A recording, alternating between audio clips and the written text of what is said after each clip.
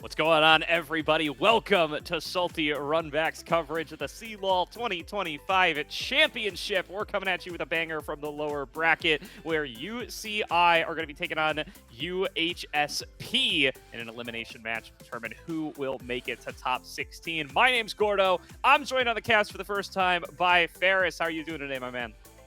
Gordo, I'm doing so well, man. It's our first time casting together. It's the CLOL National Championship. Like you said, lower bracket, our last top 24 matchup, as this one was delayed. It was rescheduled. So whichever one is the one to come out on top in this series, whether it be UCI or UHSP, will move on to face UTM Phoenix in that next round. And we've seen a lot of crazy stuff, Gordo, thus far in CLOL. Maybe today an upset from UHSP could just be the last thing in this last top 24 matchup to add to what's already been a crazy tournament so far. Yeah, every year CLOL carries with it some crazy stories, some crazy upsets, and you never know when they're going to hit you, so you gotta stay tuned to every single piece. But let's take a look first at the bracket, figure out how we got to where we are today. Starting off with the upper bracket, we are, of course, in that new format. Some teams starting in lower bracket, others starting in upper bracket. UCI were in that latter group where they played a banger 5-game series, 8 seed versus 9 seed, up against Northwood, that Northwood was just barely able to eke out at the end of the day. Yeah, that was an absolute insane one. And, well, UC Irvine was actually up 2-1 in that series. Northwood was able to clutch it up and grab the wins. But this is a formidable team. Now, of course, UCI is facing elimination today, but they do face, it's very safe to say, an easier opponent in UHSP. So we'll be feeling like they have the works to try and pull out a win here today and move on. But there was a lot of other crazy stuff that happened in the upper bracket as well. Primarily, Gordo, I'm looking towards that bottom portion of the bracket. Western took down Winthrop, an NACL caliber team in the NACL, being taken down by the Mustangs from London, Ontario. That one really surprised me. And it really surprised everybody here, Ferris. You never know what's going to happen in some of these matchups. And yeah, I mean, best of 5 so early to have that come down that way. Just absolutely crazy stuff. But let's take a look at the lower bracket.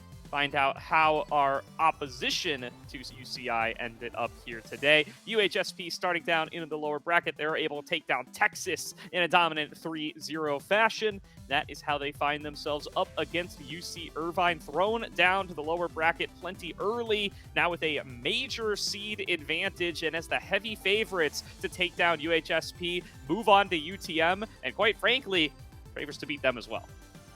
Yeah, I think UCI, as this 8th seed in the entire tournament, definitely favorites to just make a really insane lower bracket run. I think them and Winthrop, of course, Purdue Northwest and SCAD, also going to be a good game. Weber State and Grandview, that's the next round that we're talking about. San Jose State University here on Salty Runback, actually, last weekend, were actually performing really well in the Battle of the Bubble. They had their stock boosted up with a bunch of wins. They ended up taking down Ohio State, which was also a crazy 5-game series. They ended up falling to Weber State as well. And that's the lower bracket. And now we got the matchup here, UCI, UHSP. And we're going to see how these teams actually go down with each other. But I think we should take a look at these two organizations and their histories here in CLOL.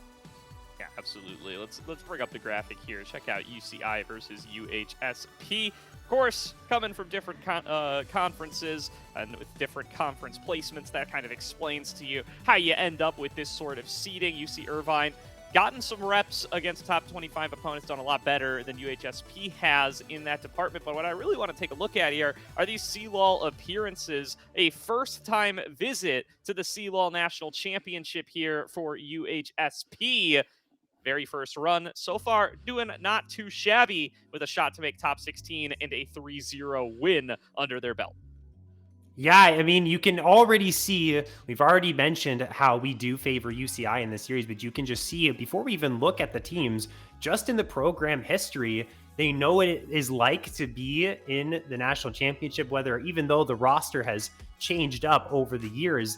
This is a program that has gone as far as the very top of the mountain, Gordo. 2018 CLOL championships won there. It's been a long time since UCI has made it to the top, and of course, towards the top of the ladder here in the national championship. There is a lot of formidable teams, but it is not outside of that realm of possibility where UCI could be contending in this top 8, and then maybe with the Cinderella performance contend for that title once again. I feel like we've seen stranger things happen before, and so UHSP, their first appearance, like you said, coming off that 3-0, they're just trying their very best to carry that momentum into their biggest match of the year so far. Yeah, definitely. UCI is a team that has gotten to fully run the gambit pretty much of every level of play that you can imagine there. They've got that CLOL championship back in 2018. Me personally, Ferris, yeah, I'm a big Aegis ACL guy. They've been big competitors there for a long time. They've been big competitors in the OQs, where they got a little bit of a rep as NA's new scrim partners for a little while there, as well as their opponents in the open qualifier. And then, yeah, I mean, they've had some great runs over in Aegis as well, where I've gotten to see them make runs all the way to the championship, but I've also gotten to see them, drop to South Florida in the first round and fall out a little bit early. So definitely some hot and cold over the course of the history of this organization. But first run at CLOL with this new roster. Let's check out the lineup for California Irvine here today. It's going to be Strumpus, Rosethorn, Xiao Danny, longtime bot laner Gorica, and support Cerulean. The West Conference #1 seed. They got their coach Joey Subs, Elated, Jinxie, Cena, Starblade, and Burrito. And this team is very bot lane oriented. And with a couple of clips that we have of their series against Northwood that we will present here. This was game #1. Check this out. 2 versus 2. Gorica, Cerulean up against Instinct here. They find the kill onto the Nautilus. That is just one sort of piece of the iceberg, piece of the avalanche, because guess what? Rosethorn, 3.5 minutes. This is the exact same game, comes up to the bot lane, gets them another kill, and the plays just keep on rolling. Again, Northwood trying to make a play, but guess who is the benefactor? Xiao Danny from the mid lane. Thank you very much for that double kill. It's only 7 minutes in, and guess what, Instinct? The pain is not over, because inside of the brush, Rosethorn and Cerulean, this support jungle duo, which is also going to be so pivotal for UCI, Bush cheeses Instinct, and in 8 minutes, Gordo, in game #1 against Northwood, we had 4 plays from UCI in the bot side.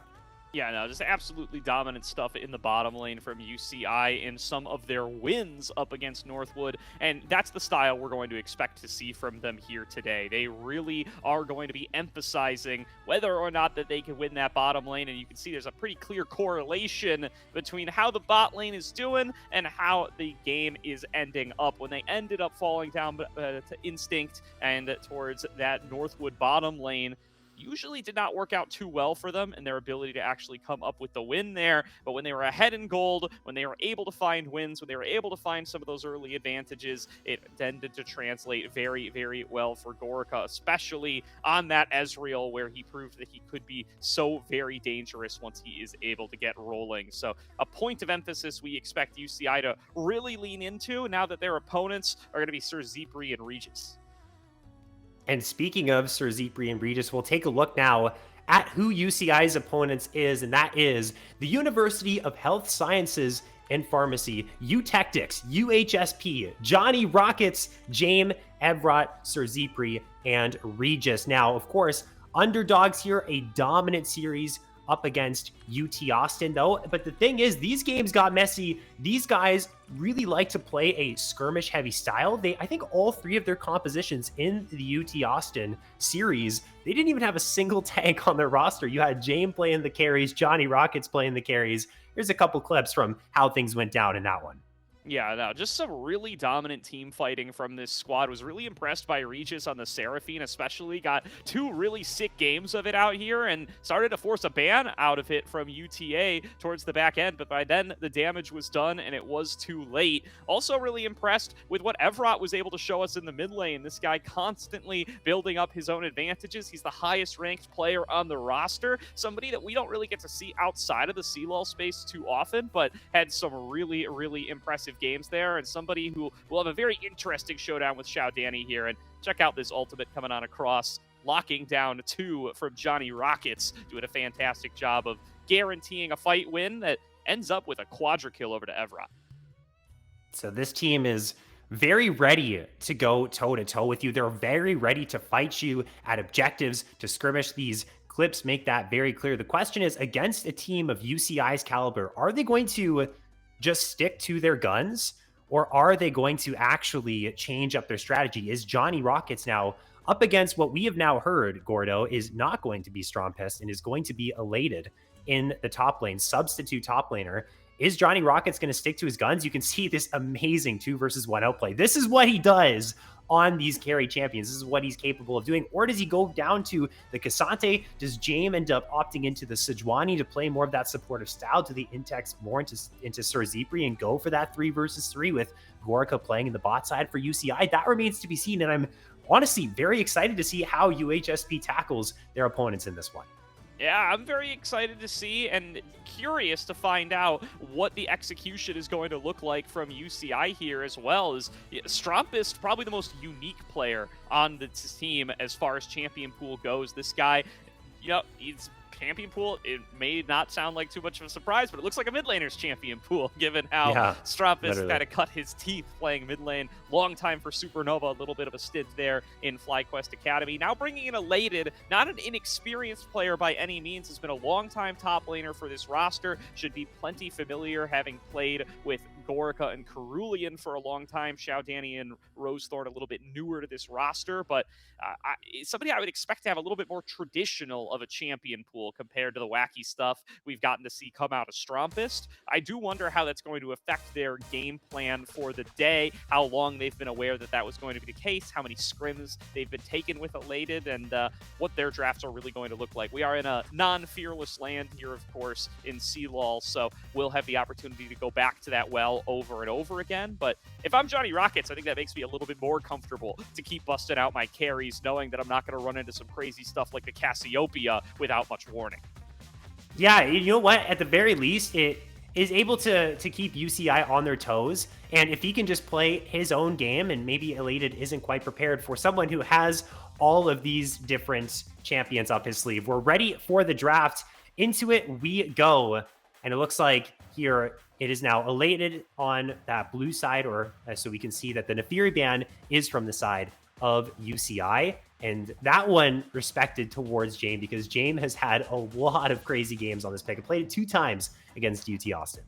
And a great success both times. I think really showed some good mastery of the champion there. Clearly has gotten his reps in, despite the fact that this champion feels like it's permabanned in solo queue. Found some chances to play it one way or the other, and definitely looks like he knows what he's doing. That Zoe ban been very consistent against Evrot as well. Haven't gotten to see him play it yet, but maybe a little bit of a Samican disciple here for those who are fans of Zoe in CLOL. Not going to get it in this first game, but maybe as the series goes on, and Johnny Rocket's going to lose access to his Ambessa to round things out. Meanwhile, the Anteaters, they're going to lose that Volibear that Rosethorn was so successful with in Game 1 against Northwood, and then Vi and Varus to round things out as just classic picks for these players.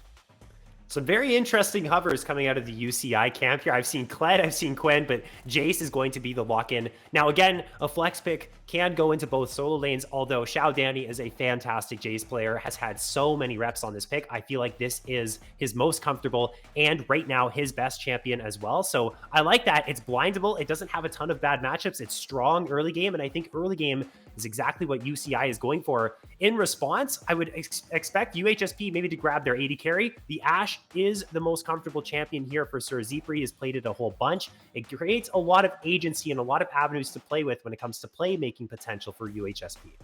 Yeah, Zipri will go for the Ashe every time you give it to him, and they've been pairing it up with the Seraphine a lot as something that Regis is comfortable on. I wonder if they're going to be willing to blind pick both bot laners, knowing that Gorica and Cerulean haven't locked into anything and can go for pretty much any direction. Instead, they're going to take that Ryze for Evrot. That's such a strong champion in the current meta. When you have a talented mid laner for yourself, it would do just fine into the Jace if it does end up coming on through for Xiao Danny, or if they put Elated on the Jace, I would be feeling comfortable playing Ryze into just about anything in this current meta. So it's a good selection for Evrot. It's a safe blind pick, and it means that they're comfortable moving away from the Seraphine if they feel forced to.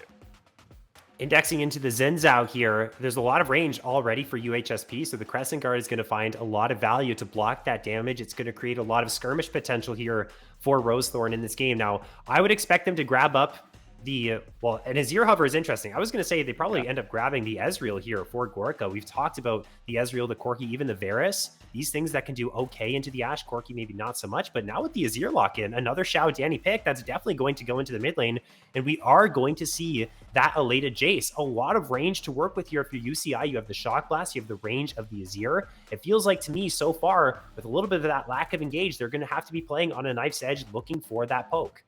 Yeah, going for no trades to start things off here from the UCI side. And this Xin Zhao Azir duo is something that they ran up against Northwood. They tended to prefer the Ezreal when they did have it, so it's still a option that will be available to them. I do love this Gwen lock-in for Johnny Rockets. This champion is just still busted. They haven't done enough to tamp it down, and it will continue to be a high prio pick. Knows that it's up against the Jace now confidently, and Johnny feels comfortable locking it in with that knowledge. I'm looking for some Rel Ezreal bans here, though. There goes that Rel. I expect to see the Ezreal joining it, though. Anteaters could not have shown more about what they intend to go for in the bottom lane, and the Eutectics have a good chance to be able to take that off the board. I feel like for the side of UCI, you might look towards taking away the Sejuani from Jame, as you already have that melee top laner. You can look to try and punish the Jace through a pick like that, and a lot of Sejuani games have come from Jame here for UHSP. So we'll see if that is going to be what UCI end up electing into for the bans. I wholeheartedly agree with you though, Gordo. Take Cerulean off as much engage as possible. That's the big thing that UCI really need right now in their composition, or take Gorka off that Ezreal. If you force him onto something like the Varus and the Corki that has a lot less range, and then Ashe is going to be able to have a much easier time in the lane phase and take control and try to shut down that UCI win con there as they do take away the Ezreal. And it's going to be wrapped up by taking away Regis's Seraphine from the side of UCI. So both bot lanes going to get a little bit pinched there. Yeah, Regis going to lose access to his personal favorite in the Seraphine. Was willing to go for the Melio when it was taken away from him in their previous match. We'll see if that is going to be the default, but they very well may be saving it for last pick as Jame hovering on towards a couple of these different junglers. Will take the Wukong, so probably the least independent of the junglers that we've seen from him so far in CLOL Championship. Going to look to just set up for the rest of the team, and with a lot of damage dealers locked in across the rest of the board, I do not blame him. Now it's bot lane time for UCI.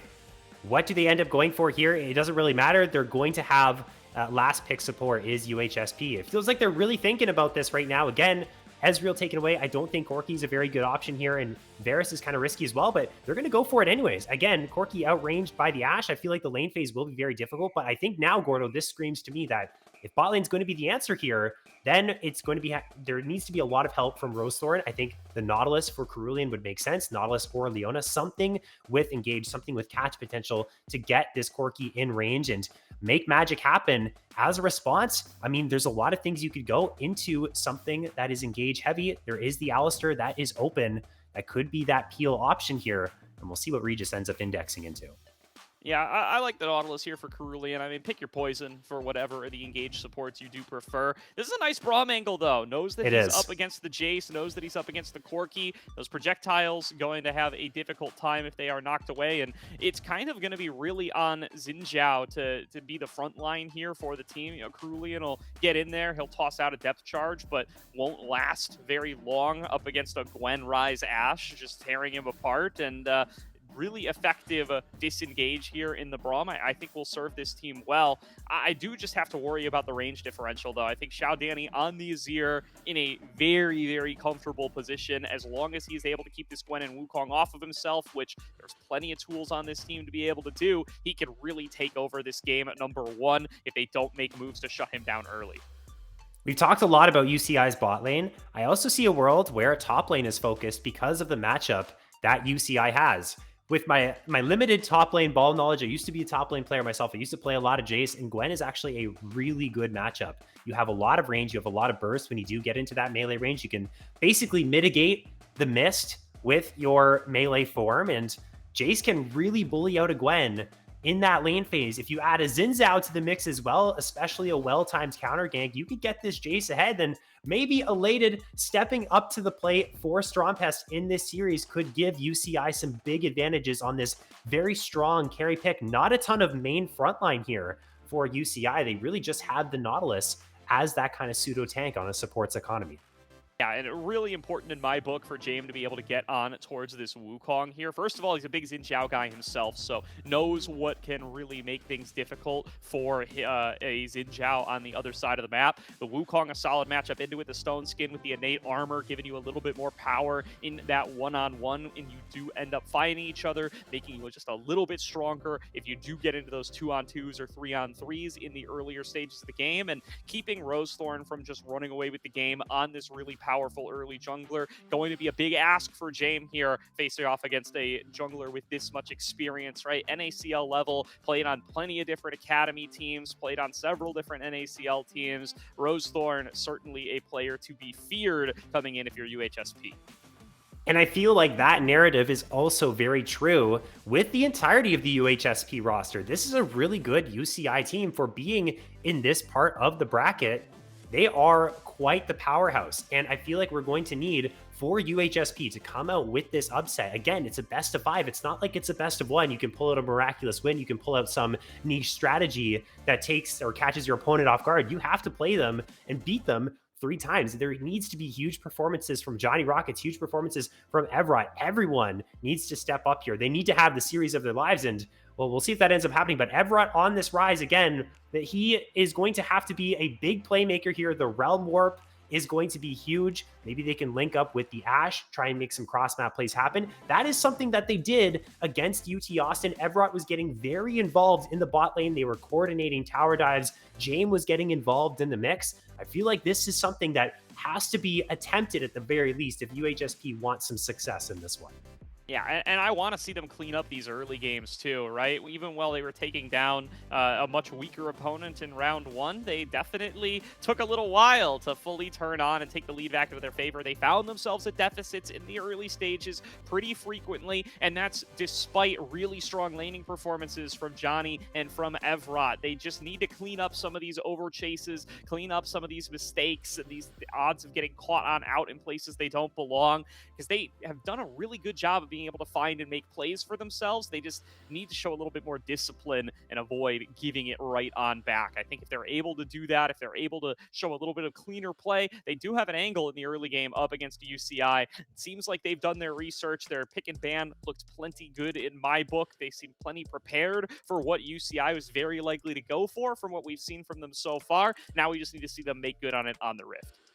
Yeah, there's a term as a big pro wrestling fan, Gordo. There's a term called the bell is going to ring, and that is what is going to happen for UHSP. They can prepare all they want, they can warm up and get their pre-workout in, but now onto the Rift, the bell is going to ring. They are inside of the octagon. It's time to go toe to toe with UCI, put their money where their mouth is, and try and create another really fantastic upset here in the CLOL National Championship. And I mean, I'm excited for it. Again, macro does have to be a big thing to look at. You mentioned it just now, Gordo, the cleanliness of their games against UT Austin. It got really, really messy. Their early game has to be smooth. And once they get that lead, they have to make sure that they don't slip up. They don't get caught into too many skirmishes that they don't want to be taking. Don't chase any kills. And again, looking at what they showed in their previous series, that might be one of the biggest challenges here for UHSP in this series is their macro game, making sure they don't fall too far behind on the map, even if they are ahead in kills.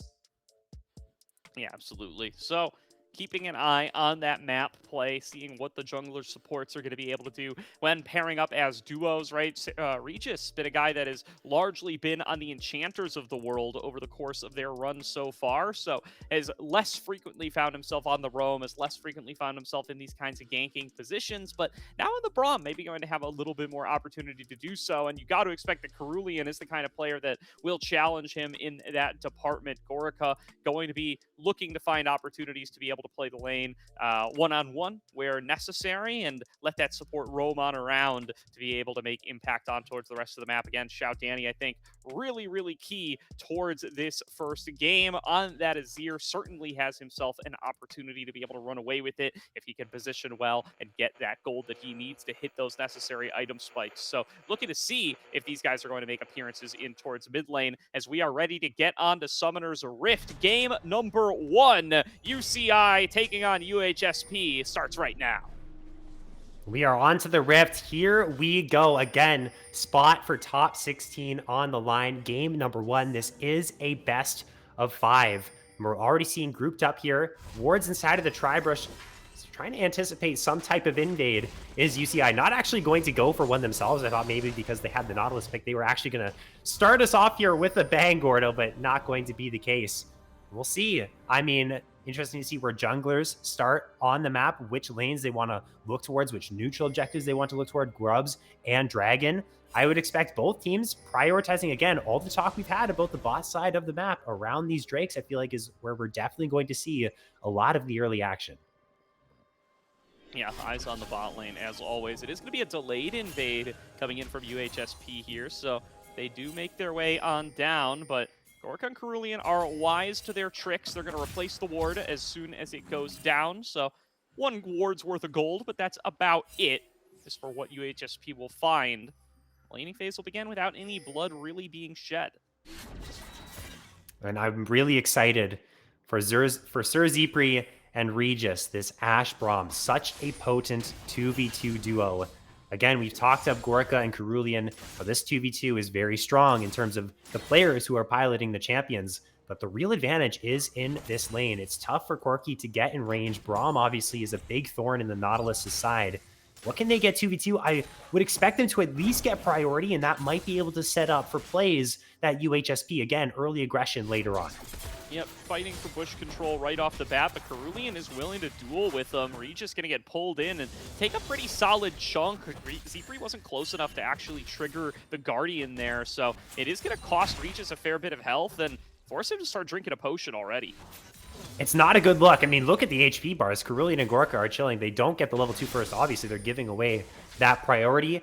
They know their junglers on the same side of the map as them is going to be pathing away. So for the first couple of minutes, they're going to have to be playing safe here. Evrod as well, making some pretty insane trades there as well. Down to about 40% HP, has to start chugging away. Started the tier, instead of something maybe like the Doran's Ring, will be out of that extra trading power with the ability power, but just trying to work towards that Seraph's Embrace power spike as fast as possible. As topside, we see Jace again with that priority there too. But with the monkey in the area, have to be careful around that level 3 or so. Here we go. Here's Rosethorn on schedule. Regis going to get pulled back in by that dredge line, and already flashing underneath the turret is Rosethorn. Oh, no. They do secure first blood, but Zipri will be able to trade it back. Not too bad for the commitment of the jungler. Now let's see what James can do with the knowledge of where Rosethorn was. Oh. But another hook in from Cerulean forces Zipri to take another big chunk, takes out the barrier, and puts Gorka and Cerulean in a very comfortable position. Gorka, here he goes. Wow. Oh my Zipri. goodness, the flash is burned. That was, I mean, that's good there from Gorka and Cerulean getting those summoner spells off of Regis and Sir Zipri. Now, I mean, they have the range, but it's going to be so difficult to play this lane now because one Nautilus hook and you're pretty much dead, especially if that lands onto Sir Zipri. Cerulean still has the flash to work with. Gorka has flash and cleanse. This is exactly what you want, and I love what Rosethorn did is, well, Leda now taking a great trade against Johnny Rockets. Yeah, Johnny so low on HP here, going to have to fall back and pay some respect, and respect the name of what we just saw in that bottom lane. Zipri steps up 1 versus 2 twice in a row, both times costs him a summoner spell, and now he has none to speak of. He's in a much better position there for a bit, having been able to trade back on the gank, but just kind of gives it away there a little bit. It's that classic Xin Zhao play, Gordo. You're playing bot lane. I mean, I'm a bot laner, and then the Xin Zhao shows up in my lane at level 2, level 3, and your heart sinks, and it's just like, oh man, I'm toast. I'm burning both sums, or I'm dead here. It's the classic kind of Xin Zhao J4 play, and I think it's really smart from Rosethorn. And these are the types of things that can, even though you have a bot lane that isn't necessarily in the greatest position in terms of 2v2 and the champions they picked, just summoner spells burned can set the pace for a much smoother game for the rest of the game as a whole, for the rest of the lane phase. Absolutely can. Evrot taking a little way away from mid lane there, just trying to disappear into the shadows as he gets another wave crashed in up against Xiao Danny. Will have the push advantage there for the time being. Wants to set up here to be able to help out the bottom lane once that Realm Warp is available, and as long as he's able to maintain this push advantage, we'll see if he hits that level 6 soon, as he takes another aggressive trade with Xiao Danny here, and continually landing the overloads. Rosethorn shows bottom lane. Zipri able to trade back nicely on towards Gorica, but has to show the respect to the Xin Zhao.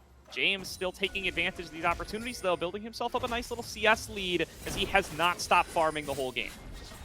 It's quite clear if you're UHSP what the game plan is for UCI. They are trying to get as many kills into their bot lane as possible, so they can either match this or they can look to get pressure elsewhere, look to try and get Johnny Rocket's head. I'd be very interested to see what UHSP does with this counter pressure. Finding Rosethorn, Relmore coming in, a level advantage for Jame. They will be able to take down Regis first, but Evrot getting right in there. Rune Prison onto Gorica, forces out the cleanse. Now Cerulean's up too far. Feat of Warfare for UHSP, and the farm game pays off for Jame as he's stronger in the bot lane fight.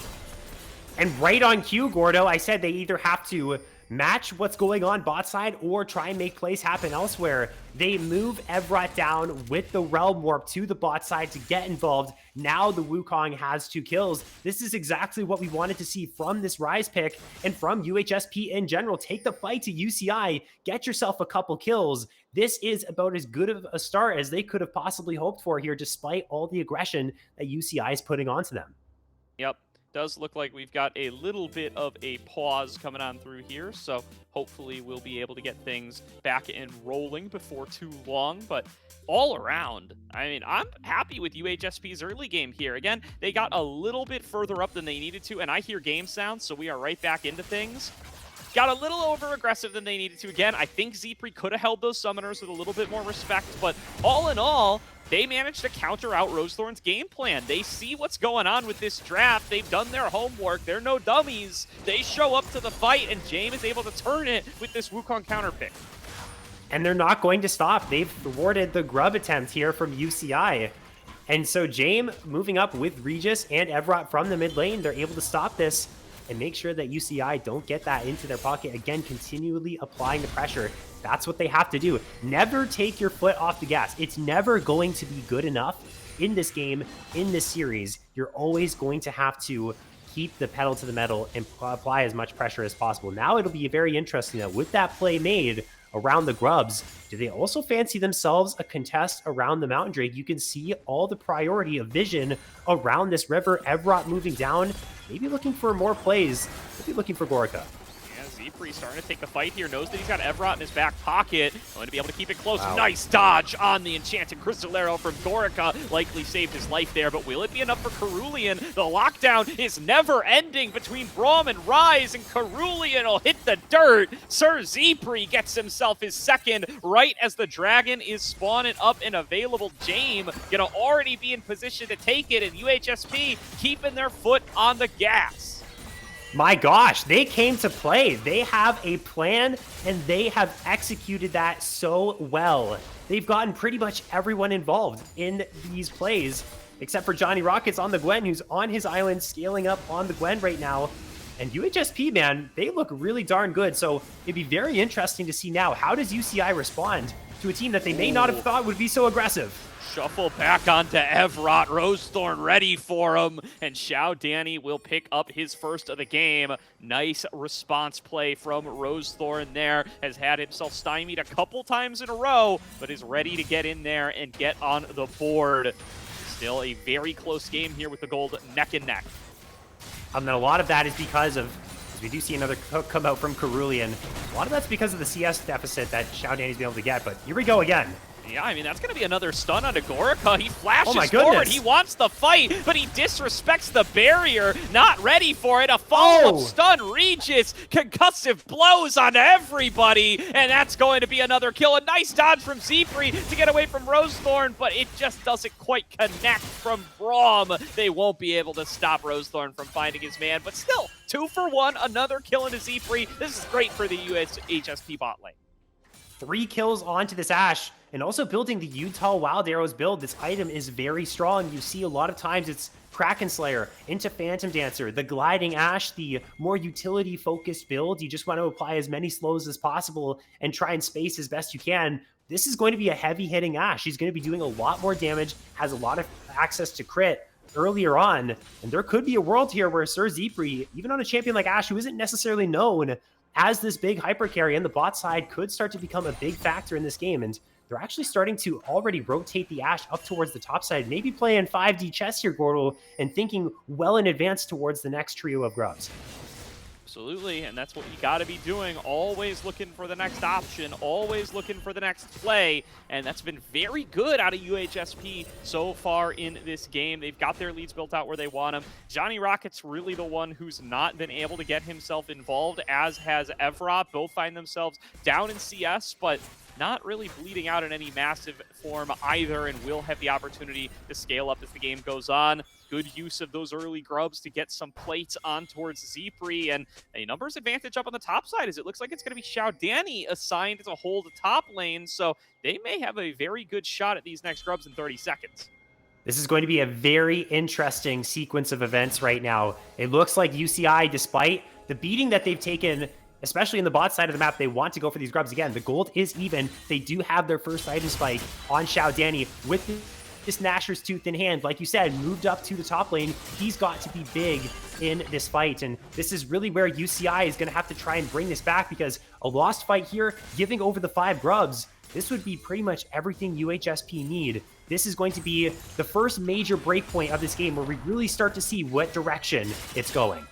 Yeah, already starting on up those grubs. Does look like it's going to be a full-on 4v4. First one already does go on over to UHSP, and some poke damage connecting on towards Rosethorn. Just barely missing the dredge line is Cerulean. Zepri able to get himself out of range in time, and Evrot now marking Gorka on the side. They're going to pull the trigger. They get in there with the Cyclone. Cerulean falls, as does Regis, but now Rosethorn is going to be the point of focus. Flashing back forward, James going to fall. Rosethorn staying sustained. So much work getting done by that item, but now Johnny Rocket's still going to be able to find some damage coming on through with the needlework, but it's not quite enough. Zepri doesn't quite have the damage. Shock Blast is dodged away from. Sundered Sky doing so much work for Rosethorn in this fight as he just continues to poke, continues to get health back, and can't be focused down. It's another proc snipped down by Johnny Rockets, but not before they trade right back onto Zepri. A big fight win for UCI as they claim themselves just 1 grub, but plenty more lives. UCI bring down the hammer quite literally to the skies, elated on the Jace, gets there first before Johnny Rockets and makes his presence known, is the X factor in that fight. And critically, all of these kills, 2 of them going to Xiao Danny, 2 of them going to the Jace. It's not on the AD carry, but these are 2 champions that can carry games. It's a disaster based on the way the early game was going for UHSP. They were so close, just couldn't quite find that last little bit of damage to finish off those members. They get chased down, and now we find ourselves 1.5K gold lead for UCI. This is their moment to say, okay, funny business is over. It's our time to play and work the rift. Definitely, and it finds them at nearly a 2K gold lead. They see Evrot, not going to full commit for him here, but might be looking for a fight one way or the other. Regis barely able to avoid another dredge line coming out of Cerulean, but strong positioning for UCI down here around this bottom lane. They shove in bot, they get in there onto Evrot, just a little too far up, and Xiao Danny will punish. Shuffled back in and torn apart by Rosethorn. That just felt too easy for Xiao Danny, or too disrespectful from Evrot. So far up without flash, I mean, all day long, you're just going to shuffle on in and push him back. That's a free kill. That should be Drake as well going down. So more things starting to fall into the hands of UCI, starting to take control over this game. And I feel like they are not going to stop. They are going to continue to up this pressure. Cerulean has been a menace on this Nautilus. Even when they were losing 2v2's bot side or losing plays, he's always fishing for hooks. Xiao Danny now can get unlocked in the side lane. They can really use the power of their solo laners, this 3-0-0, this 2-0 Jace, to try and find themselves some damage. But you're, oh man. Look at that. That's good. Crystal Arrow. That turret shot's coming for you, Xiao Danny. That's a kill to Evrot and shut down gold into the UHSP mid laner. What a shot from Sir Zepri. And that's big there for the Rise to get that kill, try and come back in this matchup against the Azir. I was just talking about the solo laners. Well, getting that extra gold is going to make it a little bit more competitive between this Azir and this Rise. And good on Sir Zepri to look for these plays. This is something you can do on the Ashe. You can affect the map in many different places, even when you are elsewhere. As now, we're going to see a 1 versus 1. All right. right, will we see a little bit of lessons being learned here? Evrot gets up pretty far once again, but Regis is here to back him up this time. Looking to maybe take the fight a little bit further, but Xiao Danny has TP'd in. Plenty more numbers for the UHSP squad in the area, though, so fight will be disengaged on both fronts. That Rod of Ages ticking on away for Evrot, by the way. Didn't call it out when it was picked up, but on a nice timer there. So we'll be getting the bonus level before too long.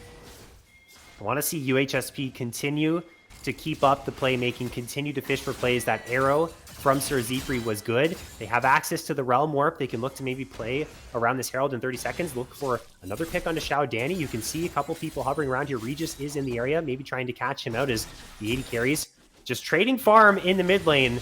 They're really hunting for Xiao Danny right now, but Evrot's taking a lot of damage. I think Xiao Danny knows what's going on here, and he's going to say, all right, I might have to play a little bit careful. Yeah, he does have the Shurima Shuffle, but he is going to opt to give away this tower. That is first turret, and that will be Feats of Warfare over to the side of UHSP. They get those bonus boots as they were the first ones to get 3 kills, and the first turret will take them the rest of the way. Rosethorn, though, up in the top lane, going to be the first one to arrive towards that Rift Herald that has just spawned.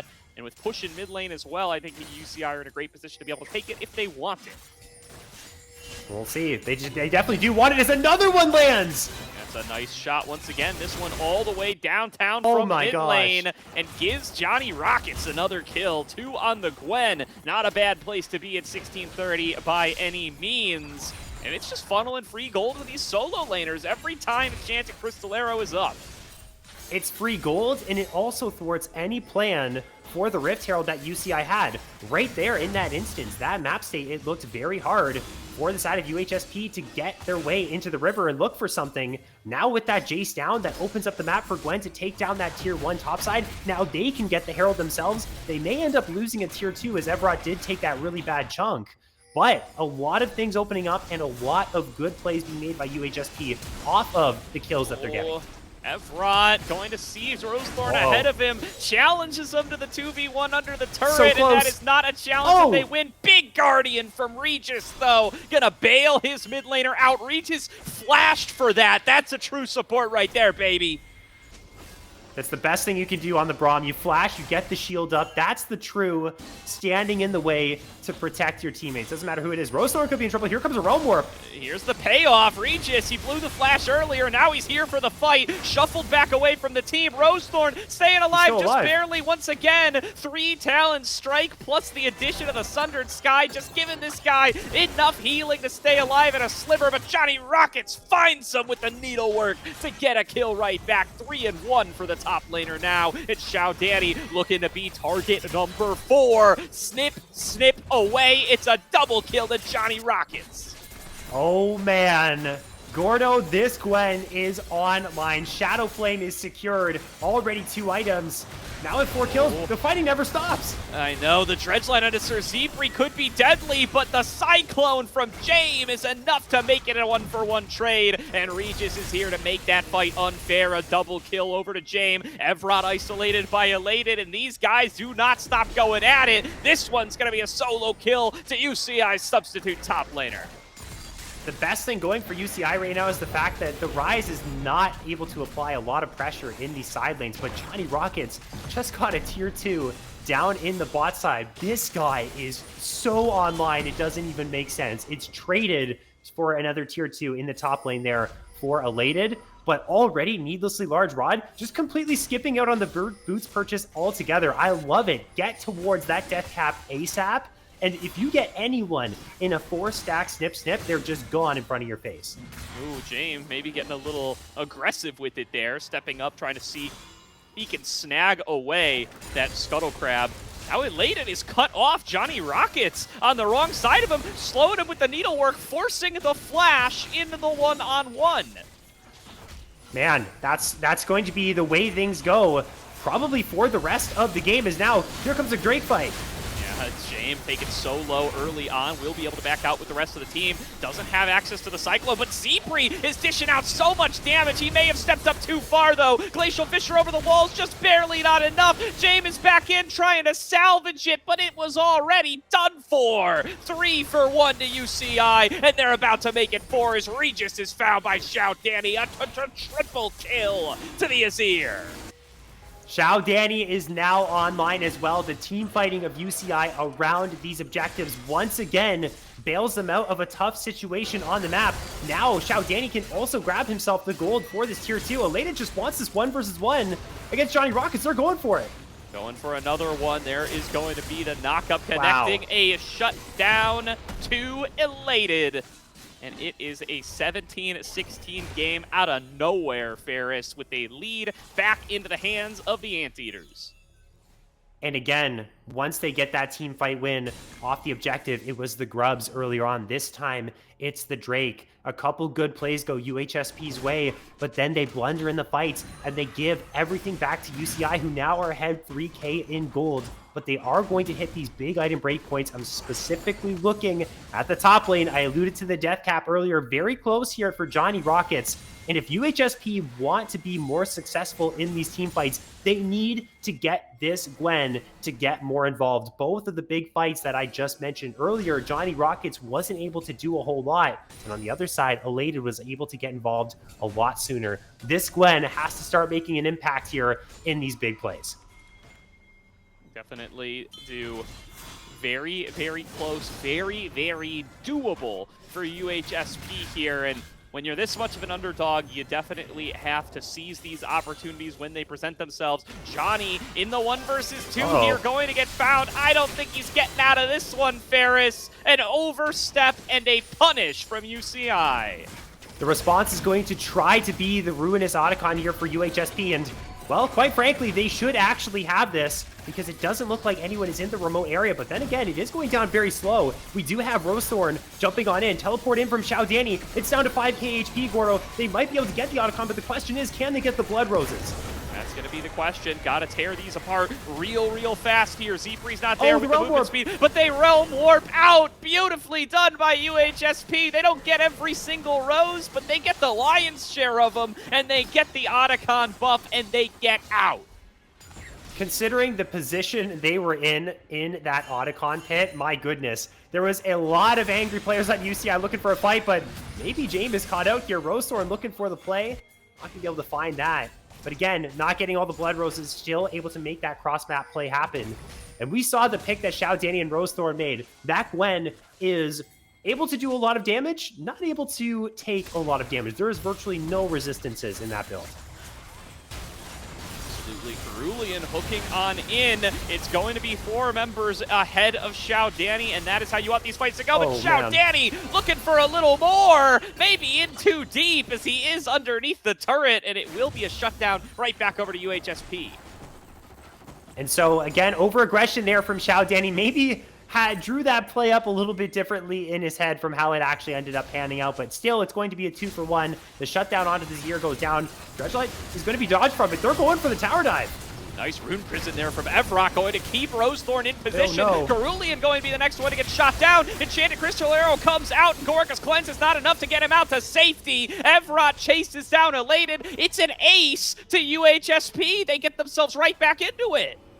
I feel like this is just too audacious here from UCI. Either that or they're just not executing these dives and these plays the way that they want to. They've just given away a whole lot of gold. We're locked up 21-21 in kills. This has only been a 24-minute game, Goro. It low-key feels like we've been here for 35, 40 minutes because the amount of bloodthirsty action we have seen from both of these two has been incredible for just one game, the opening game of this best of 5. But despite a couple mistakes, man, you have to be impressed with the way UHSP has been taking it to UCI thus far. And maybe this is not going to be as big of a cakewalk as maybe we were drawing it up for the number 8 seed. No, definitely not looking like it based on game number 1. They came in with a solid draft strategy. They executed their early game overall pretty cleanly, and they're showing up for these team fights. That's the portion of their game that all of those others who have watched these games more frequently week in and week out throughout the season have been hyping us on. If they can get to this stage pretty close to even and at a very minor deficit at worst, then they definitely can go toe-to-toe with these guys in the team fighting department, and they've gotten to show it to us so far. And still unafraid to try and look for plays. They're not sitting in their base. They're not waiting for UCI to come to them. Once they get a couple kills in their pocket, they got the shutdown onto Xiao Danny. A couple plays went awry. Then they're ready to just get back on their high horse and look to make proactive plays. You saw the arrow go wide. You see them taking control of this mid wave, trying to get control of this bottom side river to make sure that that Drake doesn't go down. But here comes UCI with a response, Gordo, and I don't know if anyone's in the area to stop this from going down.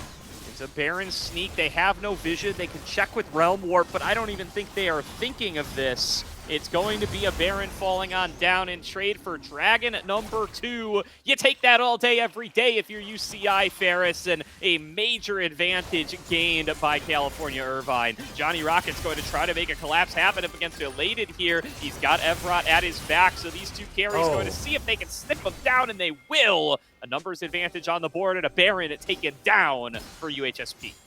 It's a big pick for them because this really throws a wrench in the plans that UCI had for the immediate moment with this Baron.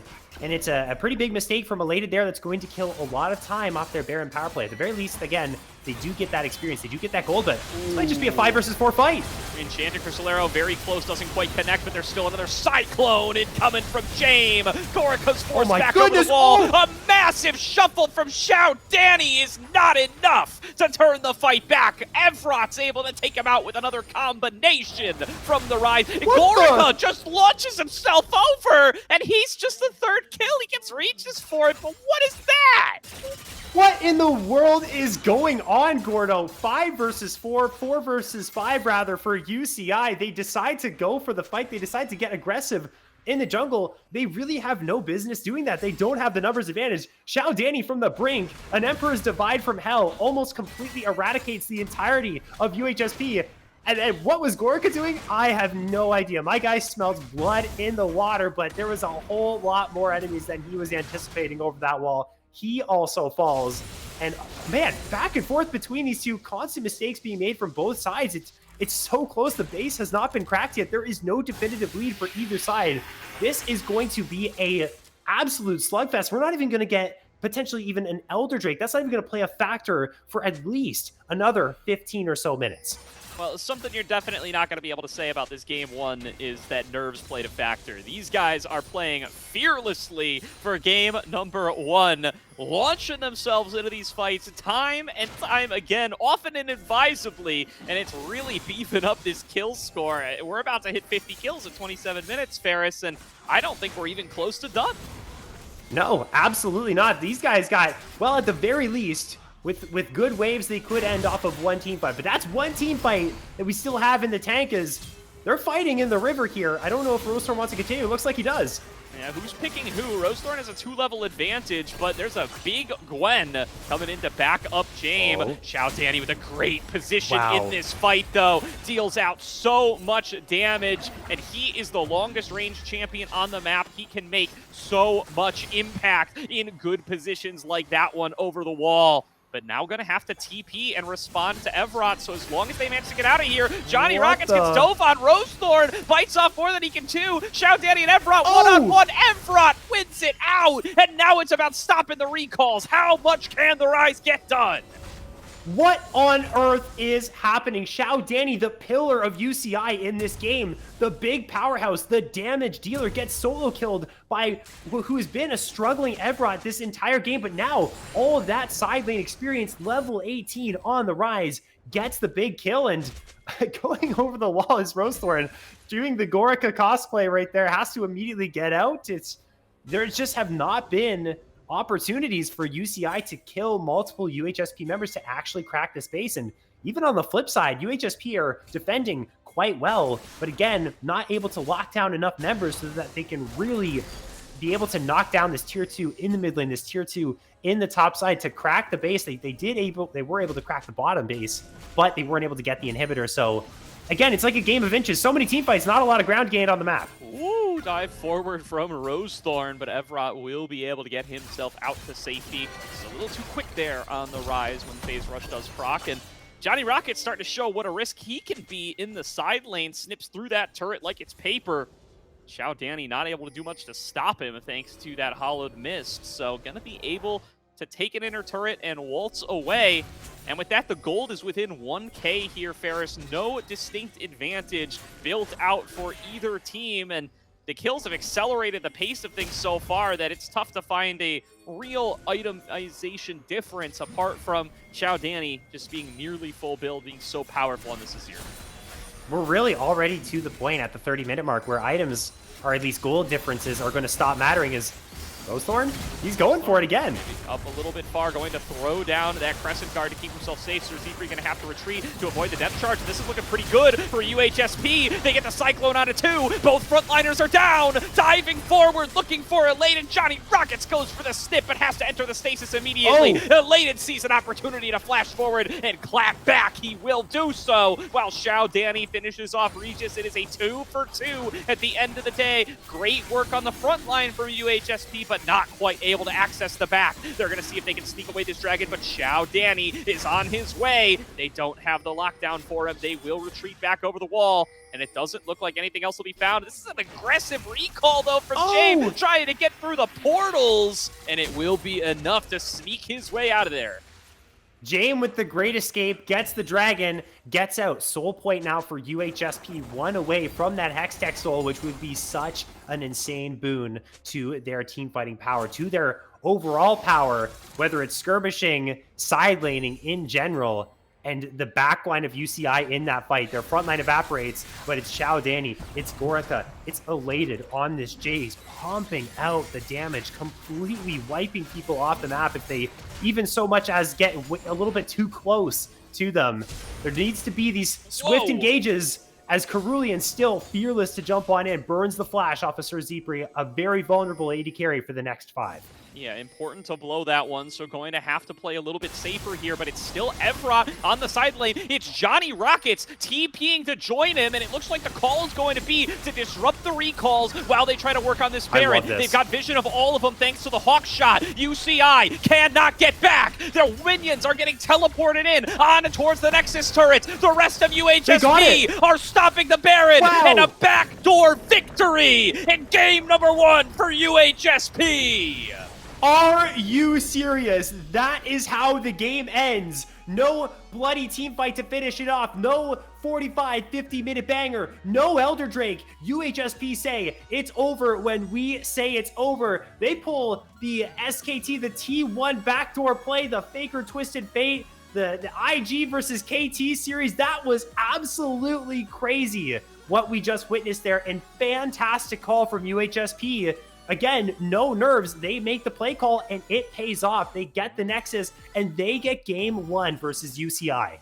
I mean, masterful play there. This was better than any of the 3 games they played against UT Premier. Leveling up to meet the level of their competition here are UHSP. I'm going to sound a little bit like an after-school special here, Ferris, but the name of today's lesson is about respect, all right? We need to see both of these teams maybe dial it back a little bit, maybe recognize that the other team has got some hands there. We saw it early on from UHSP, which is kind of what we expected, with them stepping up too far, challenging where they don't necessarily need to, giving away some of those early leads, but UCI throw the disrespect right back. Gorka launching himself over the wall coming to mind right there, and UHSP are able to punish and sneak out the win. It was just not the cleanest late game from both sides, but specifically UCI with the leads that they were able to get. The big team fight around the Drake that really cemented themselves as the team that was likely going to pull away from this game. They had the items that they wanted on all 3 of their carries. Again, it was just constant mistakes. Elated was getting caught out topside right after they got the Baron. They weren't able to apply the pressure that they wanted to. Then they go and force a fight 4 versus 5s. These are just mistakes you cannot be making if you want to close out games against teams that are going to push you to the brink, that are going to challenge you like UHSP. And good on them for making that play call, for fighting back and bringing out that game one win. And this is just going to make now for a super exciting series, Gordo. Absolutely. I mean, I can't wait to get into game number 2, Ferris. We are going to take a quick break before we get there, though. So everybody take a minute, grab your snacks, grab your drinks. It looks like we might have a little bit more of a series on our hands than we may have expected coming into the night, so you're going to want to get comfortable. We'll see you guys in just a couple of minutes.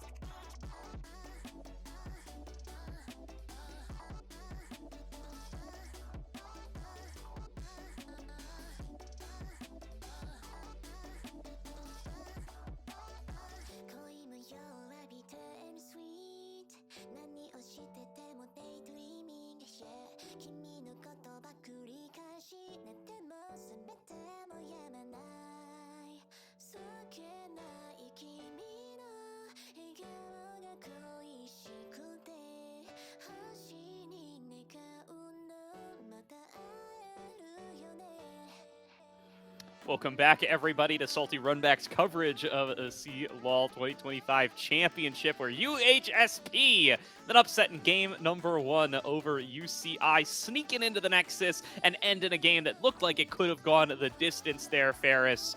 Now, finding themselves up 1-0 over heavy favorites UCI. I'm still reeling from that game number 1. It felt like it went the whole distance, the whole 40, the whole 50. UHSP, they have to be feeling good about themselves after that one. The game 1 win, shaking off the rust, and they're shaking it off with a W in their back pockets here.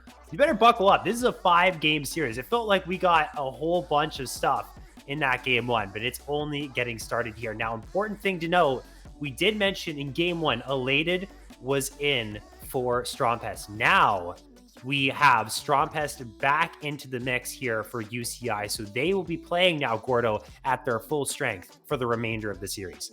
Yep, you know, Elated didn't play bad by any means. I think he had a solid Jace game there, made some big differences in some important fights, but getting Strompest back into the lineup, playing with the squad that you've gotten the majority of your reps in over the year with, gonna definitely be important for this team, especially as they find themselves probably a little surprisingly down 0-1 for themselves. And now we get to run this graphic that we were ready with before the series started, Ferris. It's Strompest and Johnny Rockets with some of the spiciest top lane champion pools you'll find in CLOL. This is going to be, well, we were talking about this before, not necessarily the focal point of both teams of where they want to index all their resources into, but it's certainly a fun matchup to talk about, because what we saw from Johnny Rockets was insane on the Gwen. You could see one of his primary champions there, along with the Ambessa that did draw a ban. But Strompest as well can match whatever Johnny Rockets throws at him with some very unique picks of his own. I'm specifically looking at the Cassiopeia, even the Karma, the Vladimir as well. These are some curveballs that can be thrown the way of UHSP. So very interesting matchup there. Keep your eyes on that. I'm excited to see how that actually plays in this game number 2.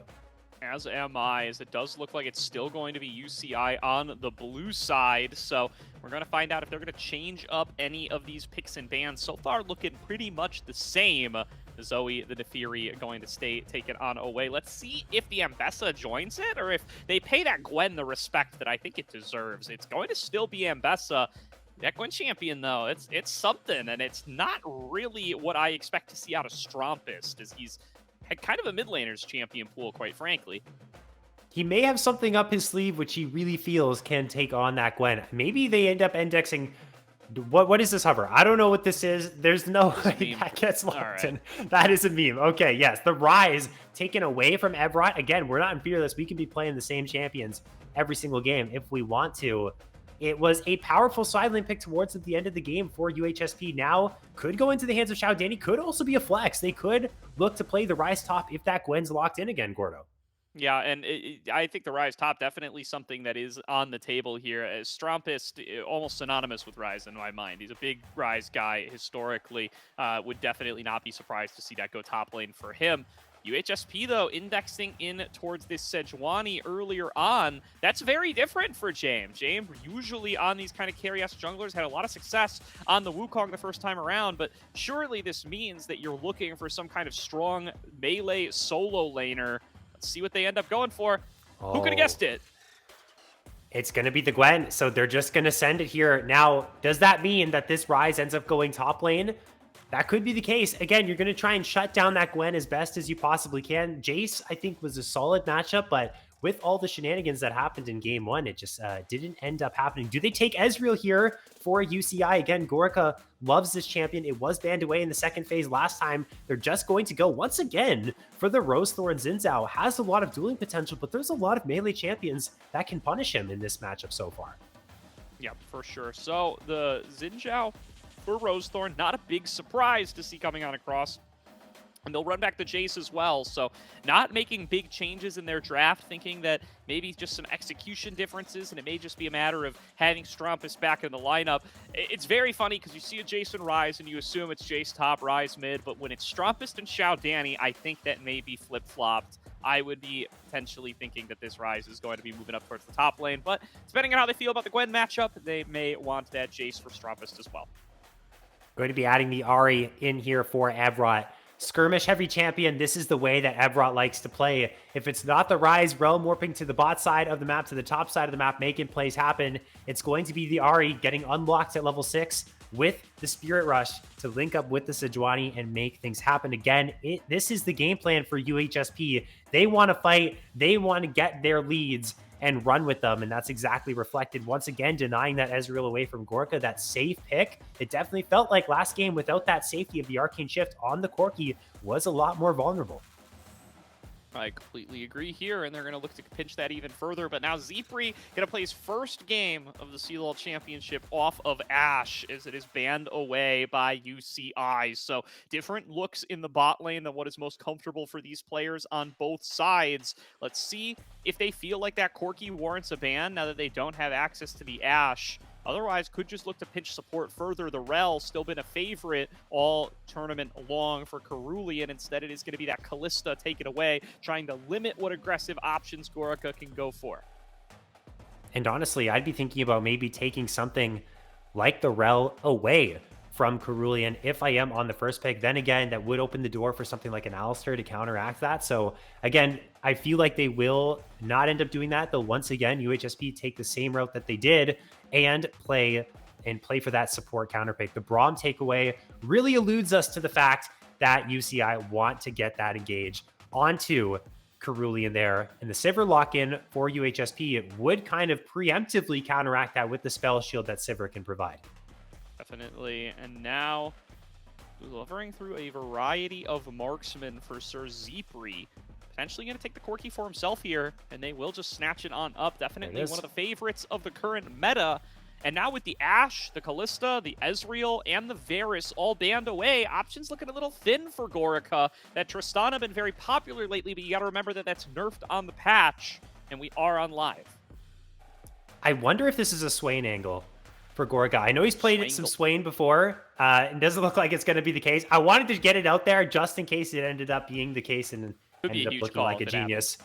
Gorica is going to take the Kog'Maw, which he hasn't played in a while, but has played a couple times in this CLOL season. Not, of course, in the National Championship, but going to be able to rip through the Sejuani HP bar. Does this mean that Cerulean plays something like a Lulu? Or do they end up, because the Braum is gone, that's a big matchup with the Kog'Maw. I don't know. Is this... No, it's just going to be the Rel. They do need engage, so I think the Lulu would be a little bit silly to go for. I think that makes sense. Yeah, but I mean, remember the word of the day, Ferris. It's respect. Gorica, all right, he's got the Alistar now. That's still probably going to have to play a little bit of engage duty.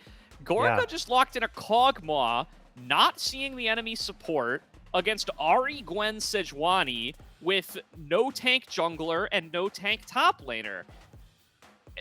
It's a little ballsy here, man. I'm not going to lie to you. It's going to be a very dangerous life for this little Void puppy, and I'm curious to see how Gorica's going to be able to do, keeping himself safe. I 1000% expect to see a cleanse coming on through, but that's only going to do so much, and the Nautilus lock in for the side of Regis, going to give some very reliable, uncleansable ways to get on towards that Kog'Maw.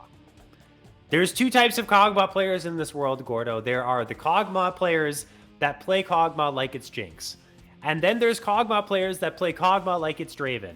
And so we'll see who Gorica is between those two players, because I can see a world where a lot of aggression is shown down here. The extra range that Kog'Maw has over the Corki can be a big advantage for them in the 2 versus 2. If he gets his items, he's going to be dealing some nasty damage. He's going to rip through the Nautilus. He's going to rip through the Sedge. But again, that pick potential is really where he's going to be in danger.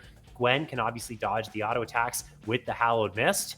And again, we have a very limited front line, just like you said, for UCI. They're going to have to play a lot cleaner than they did in game number 1 if they do end up getting leads, if they do end up having to play the map. Yeah, and I mean, this feels like it's a knife's edge draft for the side of UCI, right? Not a lot of room for error here. If somebody is picked on off, not going to have great ways to disengage. And if you start to fall behind, it's going to be tough to force your way into these kinds of fights when if your Xin Zhao is not one of the strongest champions on the map. So at risk of getting set behind here, at risk of not being able to challenge the Gwen in the side lane, and at risk of just getting hard forced on by Sejuani, Nautilus, Ahri, fight in and fight out. bounce. So I'm going to need to see a cleaner early game out of UCI. That's somewhere that I came into the day really expecting this team to be way stronger in. UHSP, again, not having the strongest early games, even up against the likes of UT Premier, now up against a much, much higher caliber of competition, but living up to it in game number 1. Let's see if UCI can turn those fates around. I wonder if they just go for that same strategy. They played so heavily to bot side. It ended up kind of blowing up in their faces because UHSP was very willing to match what aggression they were showing down there. Do they look to shut down the Gwen now with the Rise, or do they, again, leave that as the isolated lane, let the Rise scale up, get as much farm as he wants, and continue to try and dominate in that isolated side lane matchup? Does Xiao Danny get more involved elsewhere on the map now for UCI, playing this Jace, which can probably afford to sack a couple minions, isn't necessarily worried about 10 CS minutes getting up, scaled up to that overlord level of scaling that Azir has. Still scales quite nicely, but is Xiao Danny going to be more involved on the map here as well, now on this Jace pick that is so feared from him?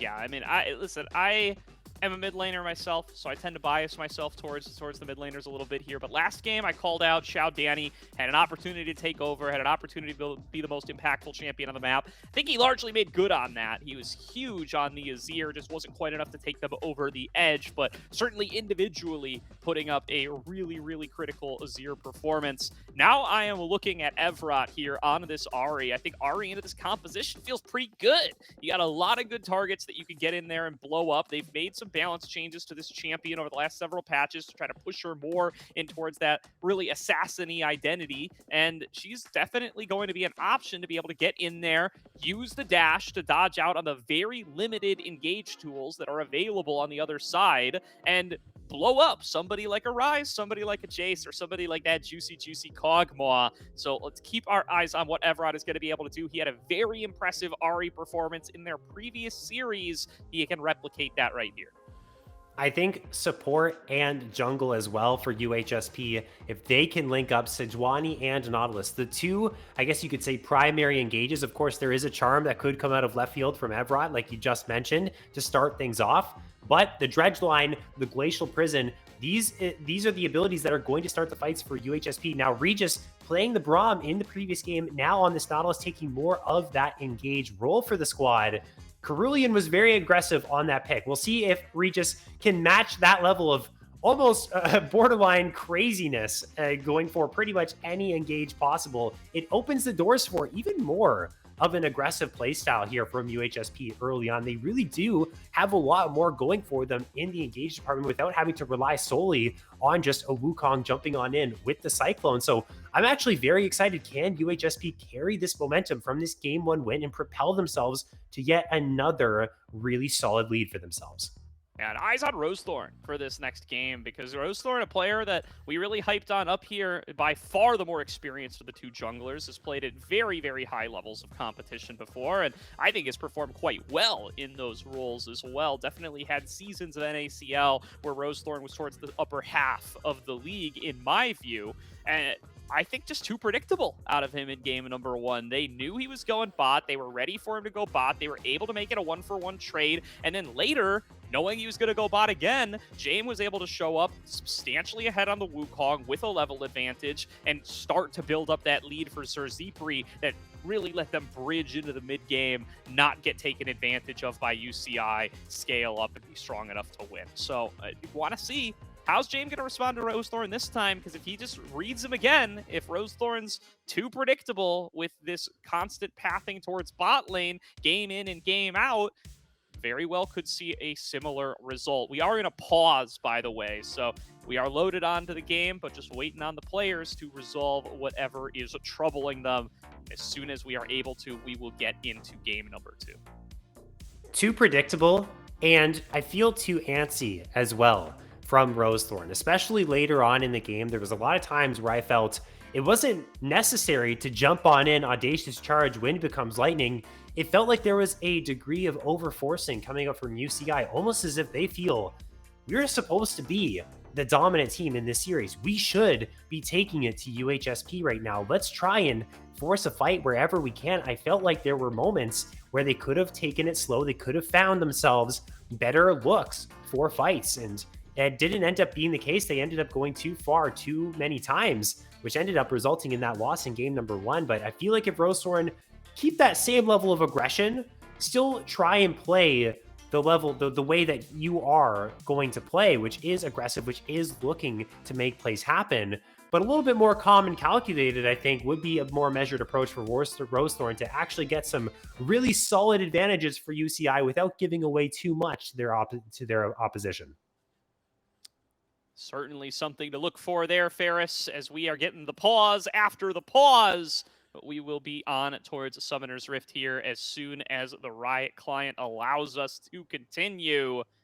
Looking forward to this game at number 2. Got to see a lot out of the Eutectics in game number 1, and let's see if they're going to be able to replicate that magic and give us another strong showing up against UCI. Moving on down with a clean spread to start things off this time. It looks like UCI going to change up their game plan as well instead of camping towards that bottom tri-brush. It looks like you nailed that pronunciation, Gordo. Eutectics, you got it. I think that was the first time you said it on stream there. You I think sounded so. like a I was pro. practicing it pre-stream though a lot. I'm not gonna lie.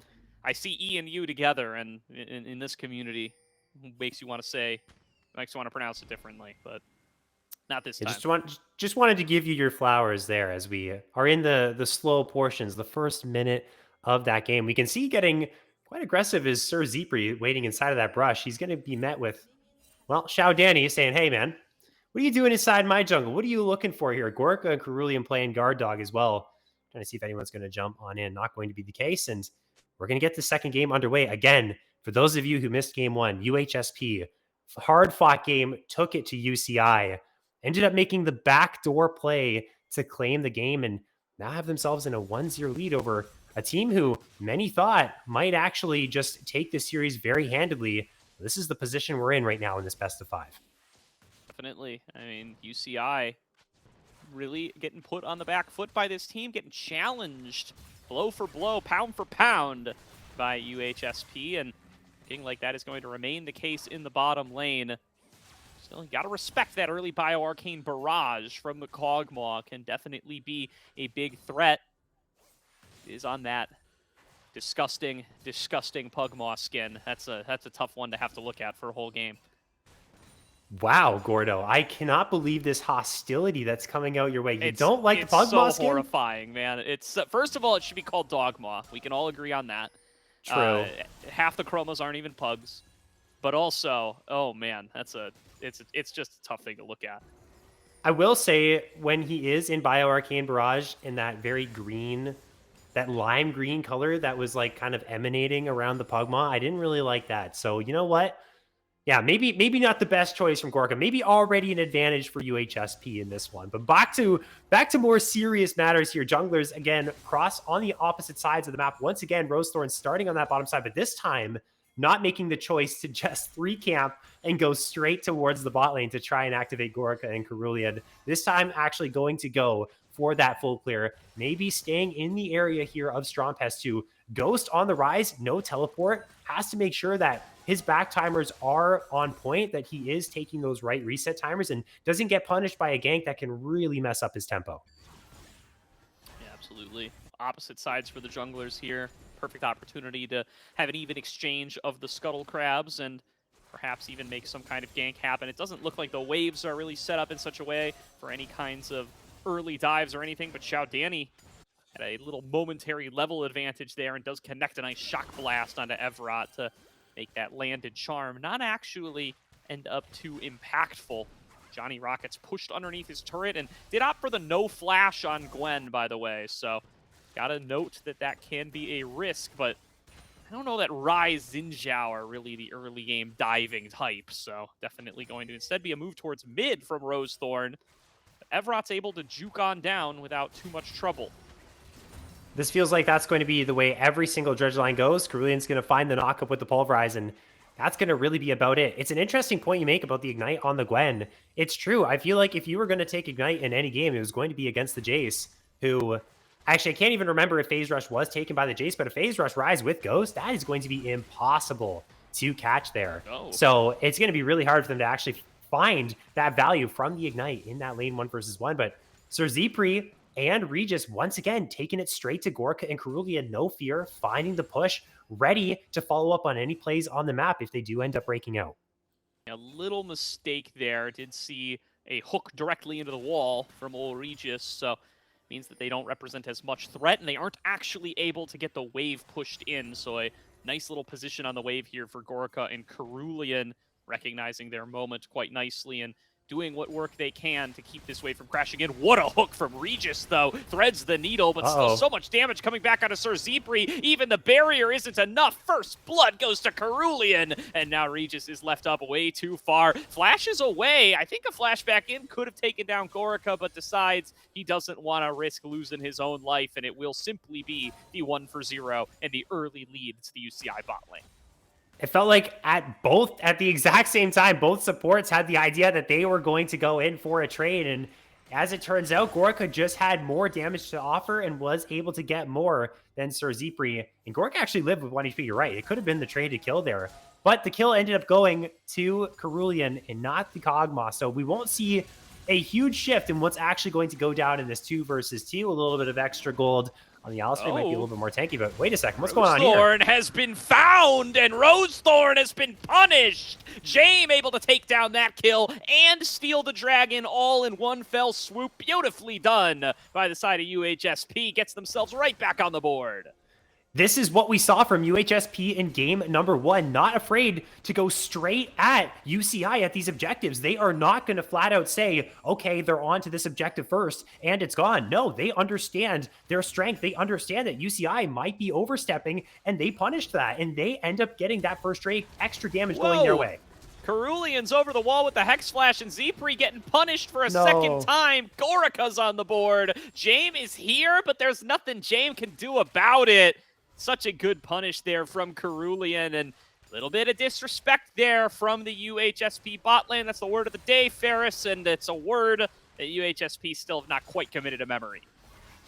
And now it's Gorica with that kill, getting further and further accelerated on the Kog'Maw, has a CS lead, has that extra kill. In the meantime, it was Rosethorn who ended up picking up the grubs, that time uncontested from the rest of UHSP, as while Jame was hovering around that bot side. Now looking for a play onto Xiao Danny. There's going to be a move forward. Xiao Danny forced to flash backwards. Jame is just a little bit too much of a threat, and Regis is going to be present. Strumpist keeping the push going up there. Will they look for a redive onto Xiao Danny? There's backup available for him. They're just going to go for it solo. Evrot thinks he can take him down. Jame is at a level advantage here. Regis is in the area as well. Hook back in. Evrot still with one more charge of Spirit Rush. Advances forward. Stun connects. Cerulean running interference, getting in the way of these Ahri skills, but eventually Evrot finds his mark, takes him down. Strumpist has arrived now to try to turn the play. It is the flanking Kog'Maw. Corica coming in on the top side. Xiao Danny takes down one. Evrot's back over the wall, and that will just be a 1-for-2 in the extended trade. Oh, never mind, a 1-for-1. Sir Zipri, the only one who fell. Regis did get out alive. UHSP is relentless in their pursuit to find skirmishes and fights inside of the jungle of UCI. Strompest ended up being the X factor there, moving all the way from the top side, gave some alone time there for Johnny Rockets to get some blast hits and to get some plates. But I love what I'm seeing right now from UHSP. First to get there was Sir Zipri. Evrot! Charm lands. Oh my goodness, solo kill. That is also just more to add on to the praises I was giving this team. Yeah, really beautiful charm there, and Xiao Danny just with a not advisable recall up just too far up against Evrot's Ahri, and that nice little injection of gold back into the Ahri, definitely going to be huge for him there. Committed to try to get the kill under the turret earlier, it didn't pay off, but now able to finish the job. Sir Zipri is going to be alone underneath this tower. This is looking like Dive City. There is no one around to help out. Maybe if Johnny Rockets teleports down here, he can save the Corki, but I don't even know if that's an option here, Gordo. He's in trouble. Yeah, we've heard it about this team all year long, Ferris. Just a little too greedy in the bot lane. Regis goes for the recall. Zipri says, I can get one more wave, and no, he cannot. Bites it up against Rosethorn's dive. This is going to be disastrous for the Corki as Rosethorn clearing away the Gromp. He has to be careful, though. What's going on? I mean, Rosethorn just playing like the other team's not there. as he has been for both games now on this Xin Zhao. That'll be his 3rd death this game, and will continue to allow UHSP to stay in this one. Johnny Rockets taking rough trades up against this Rise, but looking for more. Thinks that the needlework will be enough. Strumpus is forced to flash, and trade flash for Ignite. That's just fine as long as Johnny Rockets is able to get out of this one, and he is. I like the aggression from Johnny Rockets. You got to get that Ignite down one way or another. You got to try and use it to your advantage. Unfortunately, Strumpus just has the chops to keep you at bay. He's got the flash, he's got the ghost, he's got the phase rush, and not enough to be able to find that solo kill for Johnny Rockets. Again, you said greed in the bot side here for Sir Zipri, and also kind of just almost the theme of both of these teams in this series. Like right there, Rosethorn just not paying the respect over. And once again, Sir Zipri may almost just get caught out here, staying too long, trying to get plates on the tower. RESP ECT, Ferris. We keep talking about it, and we can't find it. Not on either of these teams. Zipri just hanging out, hitting turret plate number 2 to half HP, and he dies for it. 0-5 on this Corki. It's already a Rage Blade completed for the Kog'Maw. Also has the free boots, the magical footwear in the runes. As now, potential 2v2 breaking out. Rosethorn, he's in trouble. Yeah, Rosethorn's in here way too deep, and it's a numbers advantage for UHSP. They will pay off for this one. Regis gets the kill, and the kill allocation's starting to get a little bit concerning here for UHSP. So much of this gold, so many of these good plays going over to Jame, and now Regis as well. Definitely not preferable, but still, the assist gold worth plenty. Gorka is cosplaying Draven on that Kog'Maw, and Strumpus, is he just dead? There's a stun on the jungler. You can't use Realm Warp to get out of this one. Flash underneath the turret. Jame gets the job done. 4-0 on the Sejuani, and full control over the Grubs.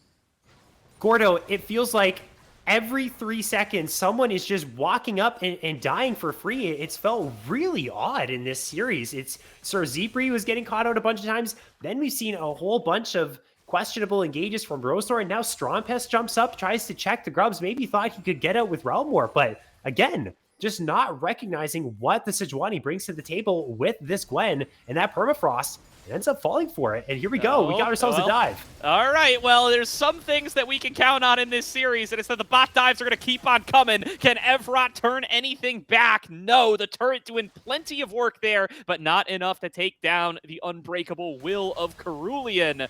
Evrot will be there to absorb the wave, stop the turret from falling down, but not accomplish much else. So much to unpack in this game, Gordo. There's kills happening all over the map. There's constant dives, constant pressure. We've got 6 deaths on the Corki. My man has been going through it in this game. And finally, Drake is going to go over to UCI. They're not going to get contested for this one. Jame is on the other side of the map. Strumpus does have to be a little bit cautious, though, because Sejuani's in the area. They're making pings onto this top side.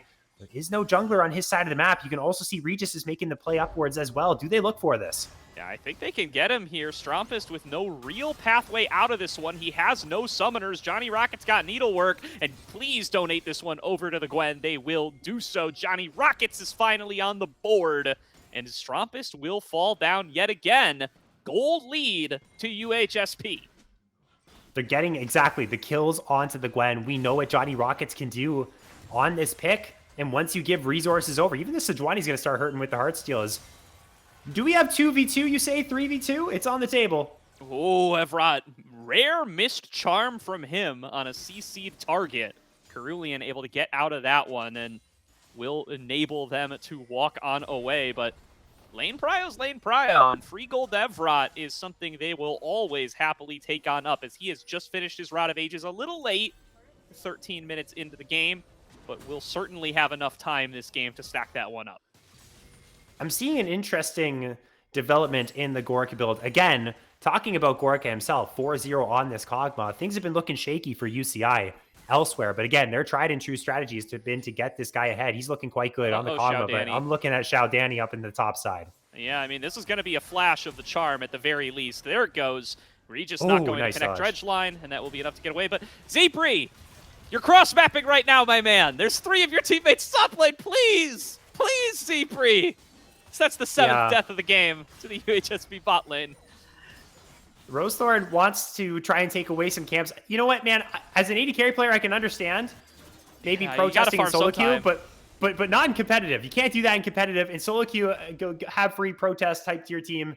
I'm a victim of doing it sometimes as my support. If they're gone for too long, I just get too antsy. I need some minions in my pocket. But that time, again, going to be punished now is so far behind. And working towards that initial point I was going to make about Gorka on this Kog'Maw, working towards a Terminus early on with the double recurve bow, that's not going to be a Blade of the Rune King unless he's just taking the extra attack speed and going Bork later on. I don't know, but he's going to have those extra resistances building up with that Terminus early on. Yeah, no, shout Danny. Oh, man, looking to take down Johnny Rockets. Johnny Rockets trying to walk dodge. and chew gum at the same time. Wants to take down the turret and Strompist. Only ends up with the turret. Will end up falling down before he can finish Xiao Danny. Well, that's a little bit unfortunate as... Oh, Sir Zepri. He Sir might get the Zepri, kill. Maybe with more gold in your pockets, man, but you are just the Bloodthirster up against this Kog'Maw who's gotten plenty strong. And he will end up winning out a close fight, but one that Gorka still wins by expending both summoners. Yeah, honestly, though, respect up. And actually, I was wrong. It's not the Terminus. It's the Wit's End here for the Kog'Maw. So going to be taking significantly less damage against the Ahri and the Gwen. That's actually a really smart pickup right there. And I actually like that as, well, we're going to see more in the mid lane. I think this may just be trading between the two. Ultimate's used, Spirit Rush as well there. But hold on.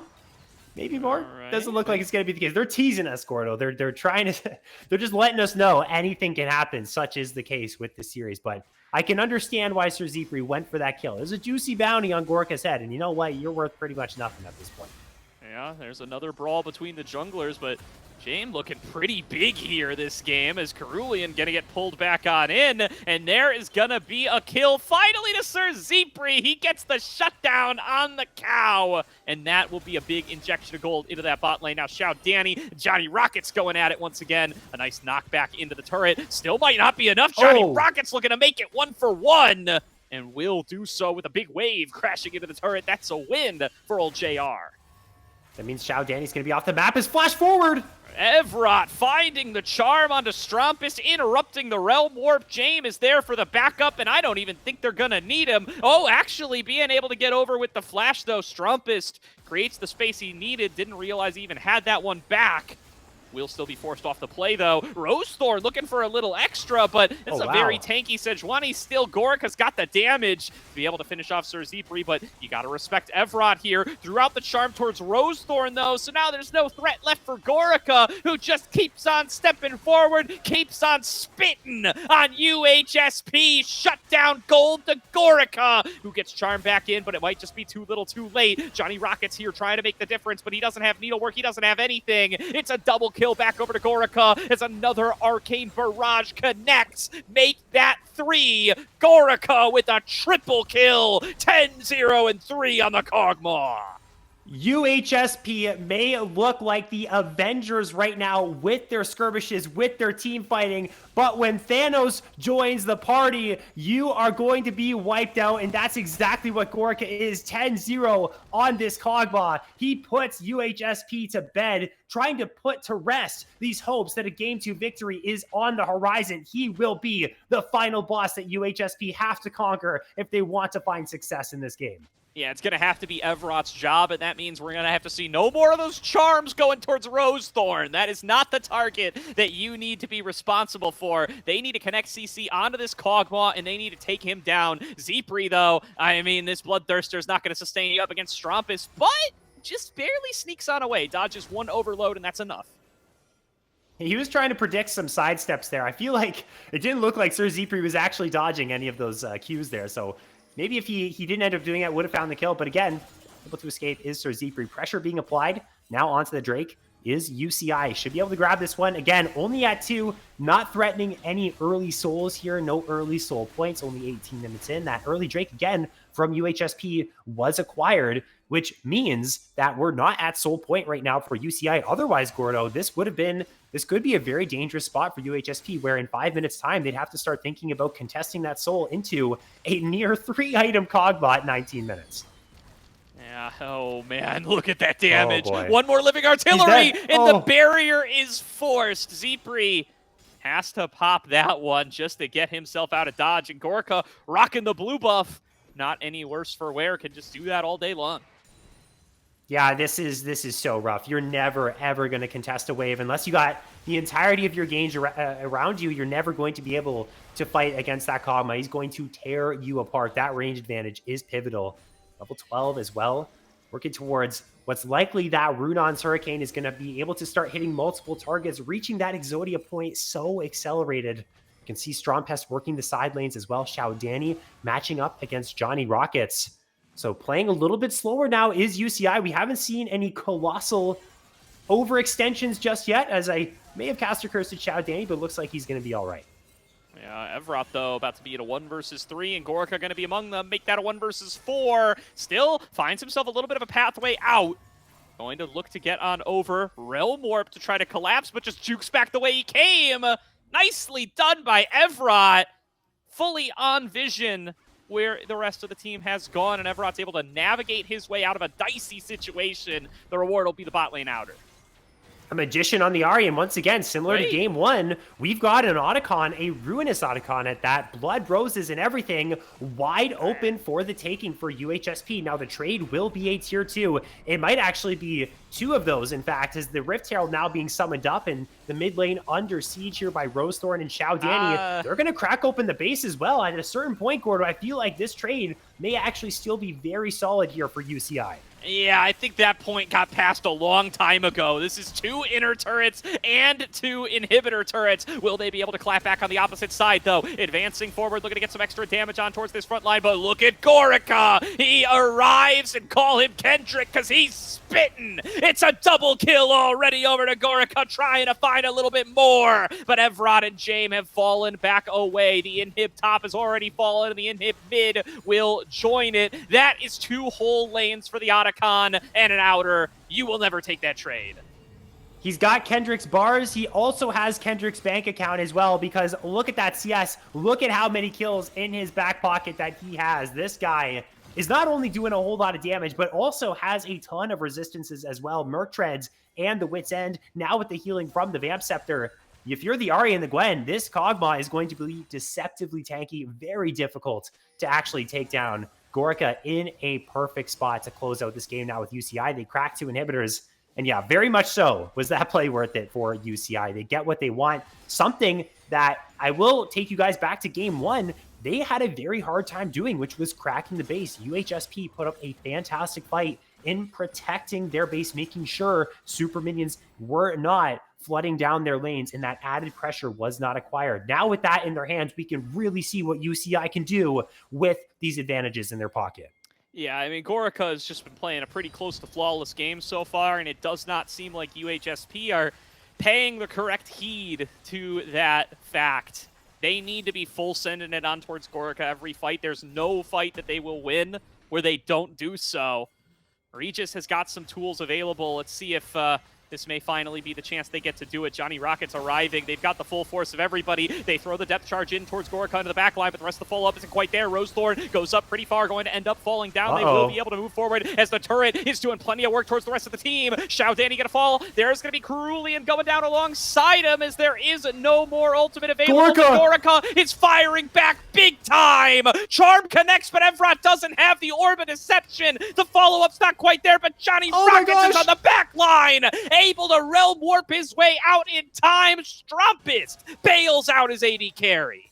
He can't keep getting away with it, Gordo. Living once again 1 HP. The Realm Warp bails him out. But the most important part about that play was UHSP hold on. They don't even lose their tower. They say no to the final push from UCI, who definitely wanted a team fight win. And of the end of the game, right there, and they do not get it. So able to hold on, working towards potential 3 items on Johnny Rockets. A Hail Mary of a spike here to bring UHSP back in it. They are only down 4k gold, but they do have to worry about all this pressure flooding into their base. And this really strong Kog'Maw that is still deathless and still something that they're going to have to deal with. They're going to have to make that play a couple more times before they can say they're back in this game.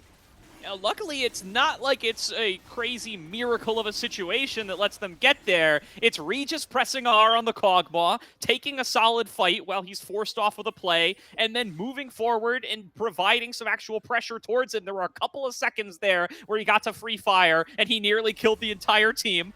But as long as you either minimize those windows or actually get the kill off the back end of them, you can find yourself fight wins here as UHSP. They are so indexed on Gorica, but they're going to need 2 members back right now. They're 4 versus 3 trying to defend the turret. Regis has already been chunked on away. This turret is done for, and we need to have abandoned it several seconds ago if we are UHP. An advance forward from Evron connects the charm, but it's only on towards Rosethorn, who's still strong enough to be able to keep standing. It's Gorica trying to fire on back, and they do not have the pressure to reach him. Third inhibitor falls. Every lane exposed, but an advance back in as the depth charge connects on towards Strumpus. The knockups are just a little bit too powerful, and Gorica is not getting touched. Gorica keeps stepping forward. Gorica keeps firing away, and UCI are looking to even up this series at 1-1 off the back of a massive Kog'Maw performance.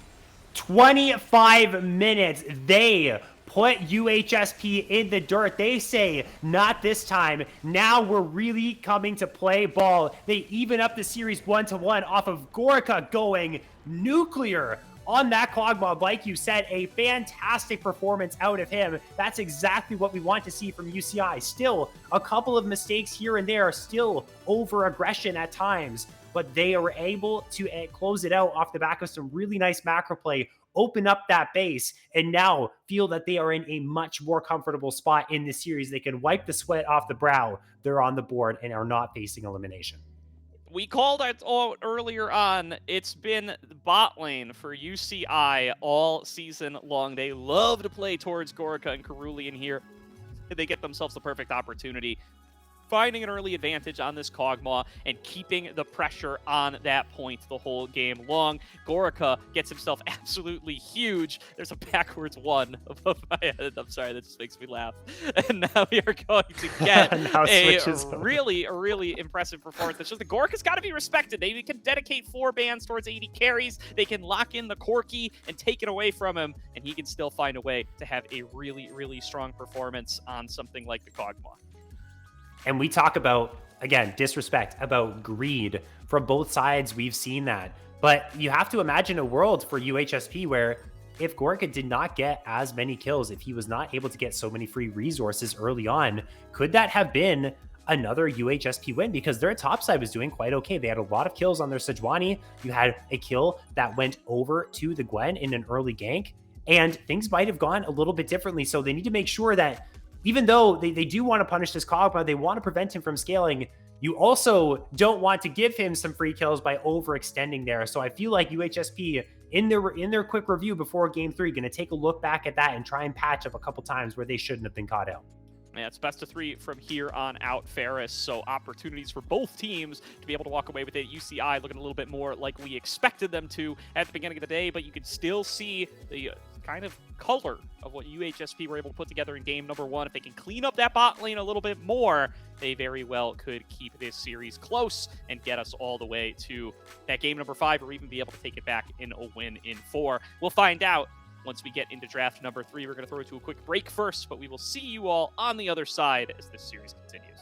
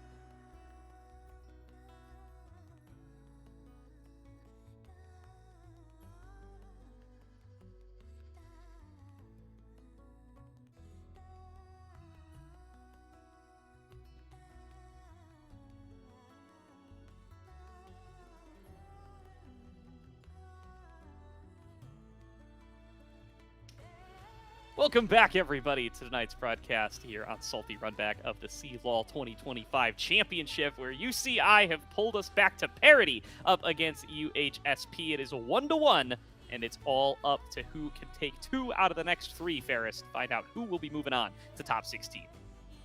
You know what, Gordo? I'll please a certain someone in chat. If they're listening to this, they know who they are.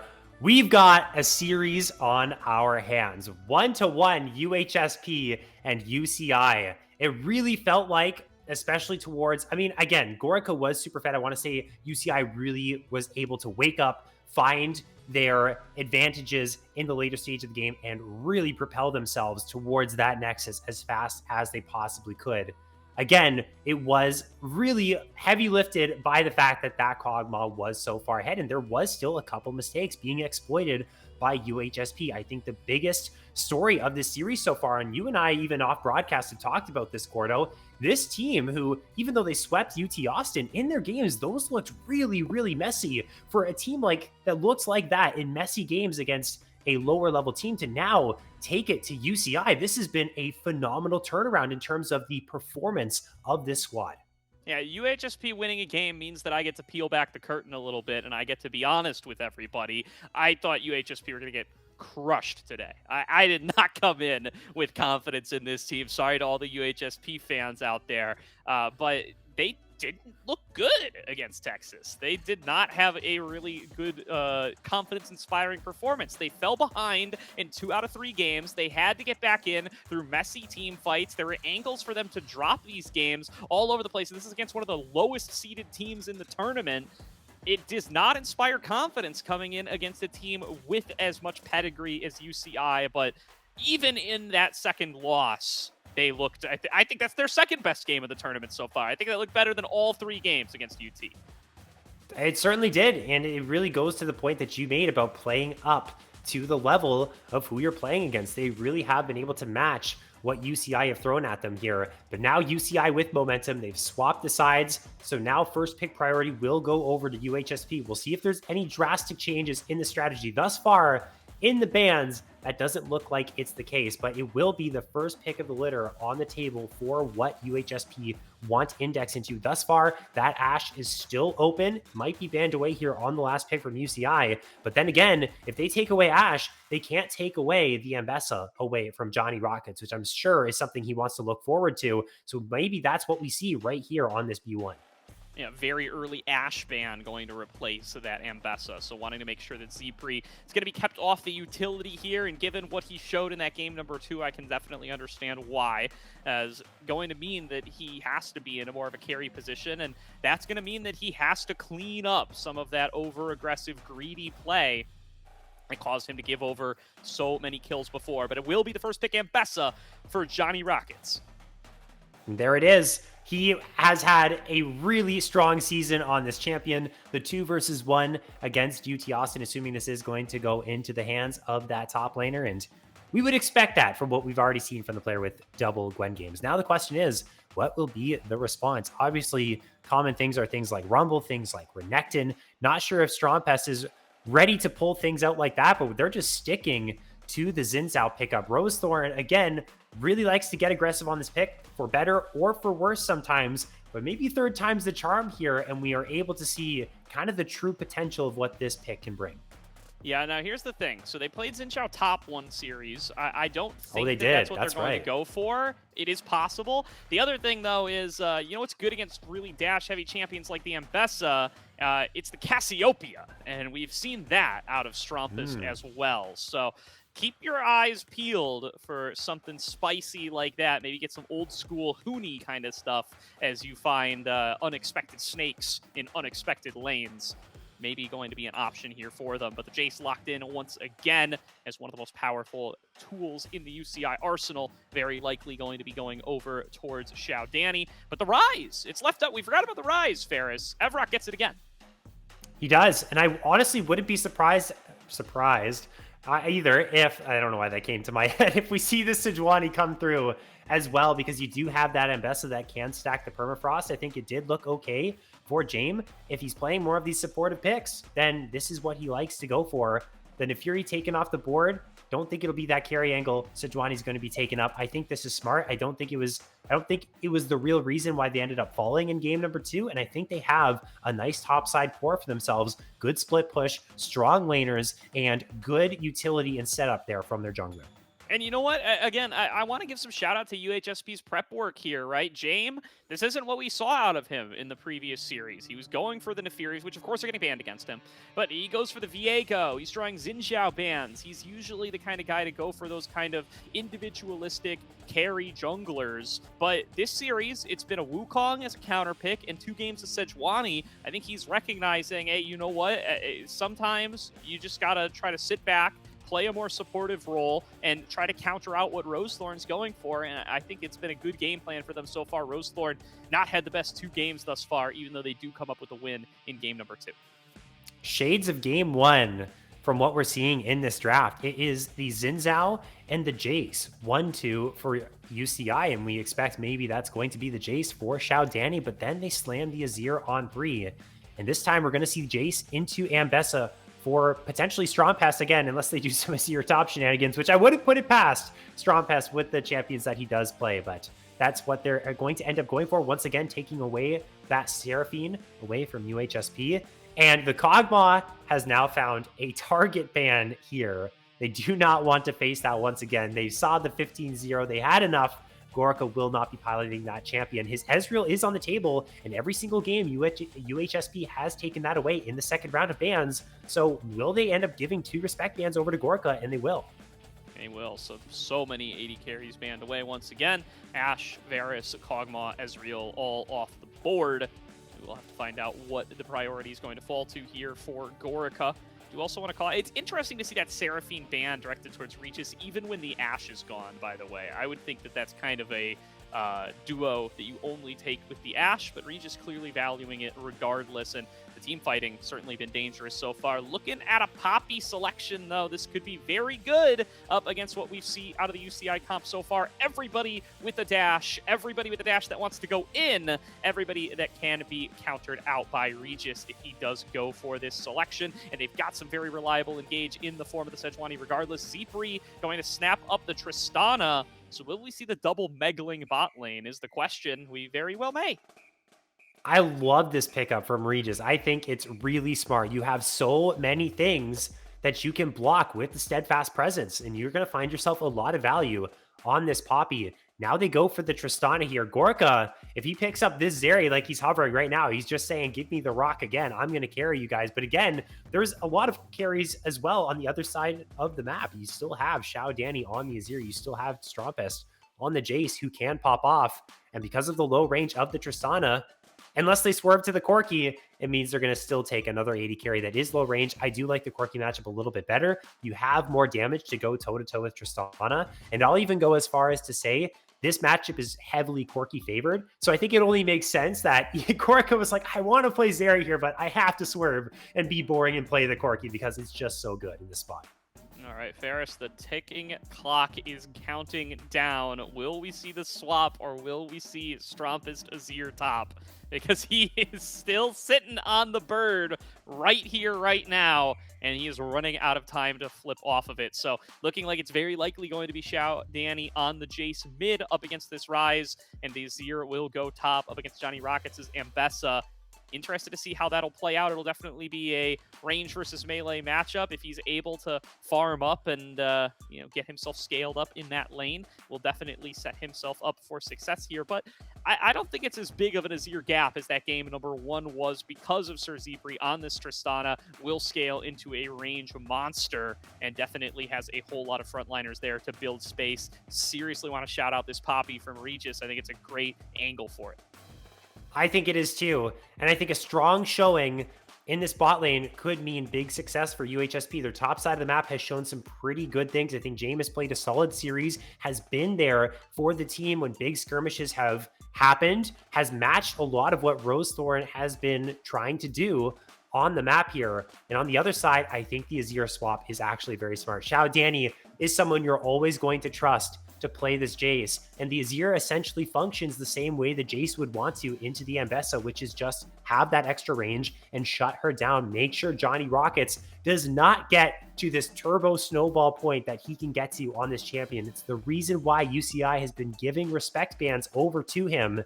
And you have to imagine this is going to be a really tough matchup for Johnny Rockets up here, but maybe there's outplay potential. Public Execution's got some long range. Maybe he links up with Jane to try and get himself ahead.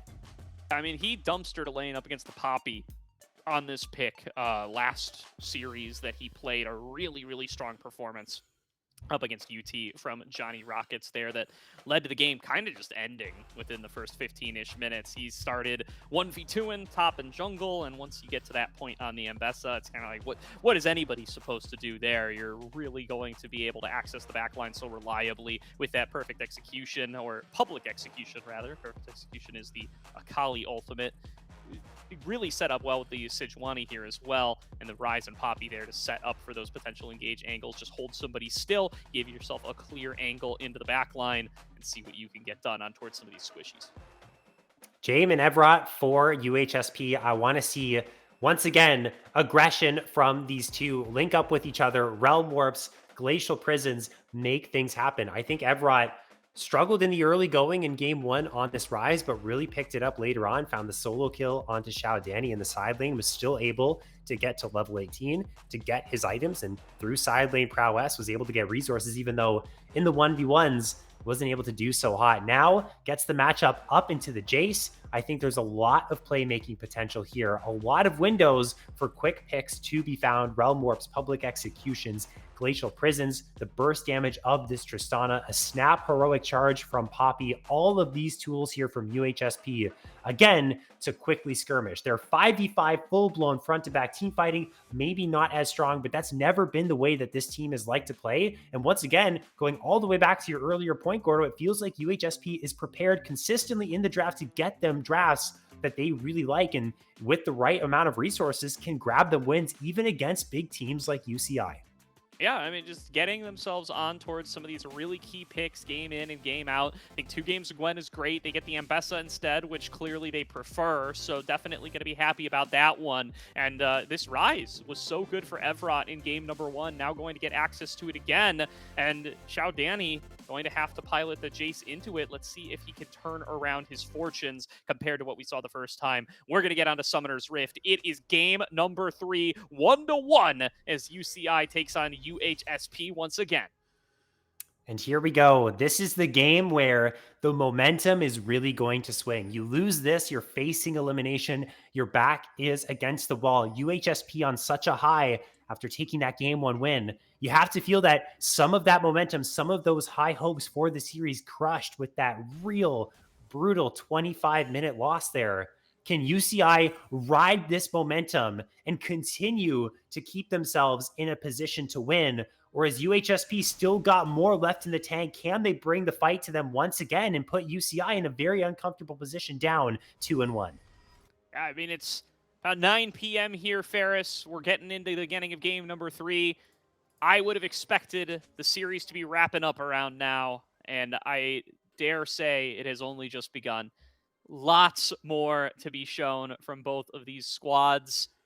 And Strumpus just waiting in that top lane, piloting his patented Azir top. Going to have to see how that's going to fare up against Johnny Rockets on his favorite in the Ambessa. Certainly a matchup to watch, a matchup we featured pre-game number 2. See if Strumpus can make good on that one.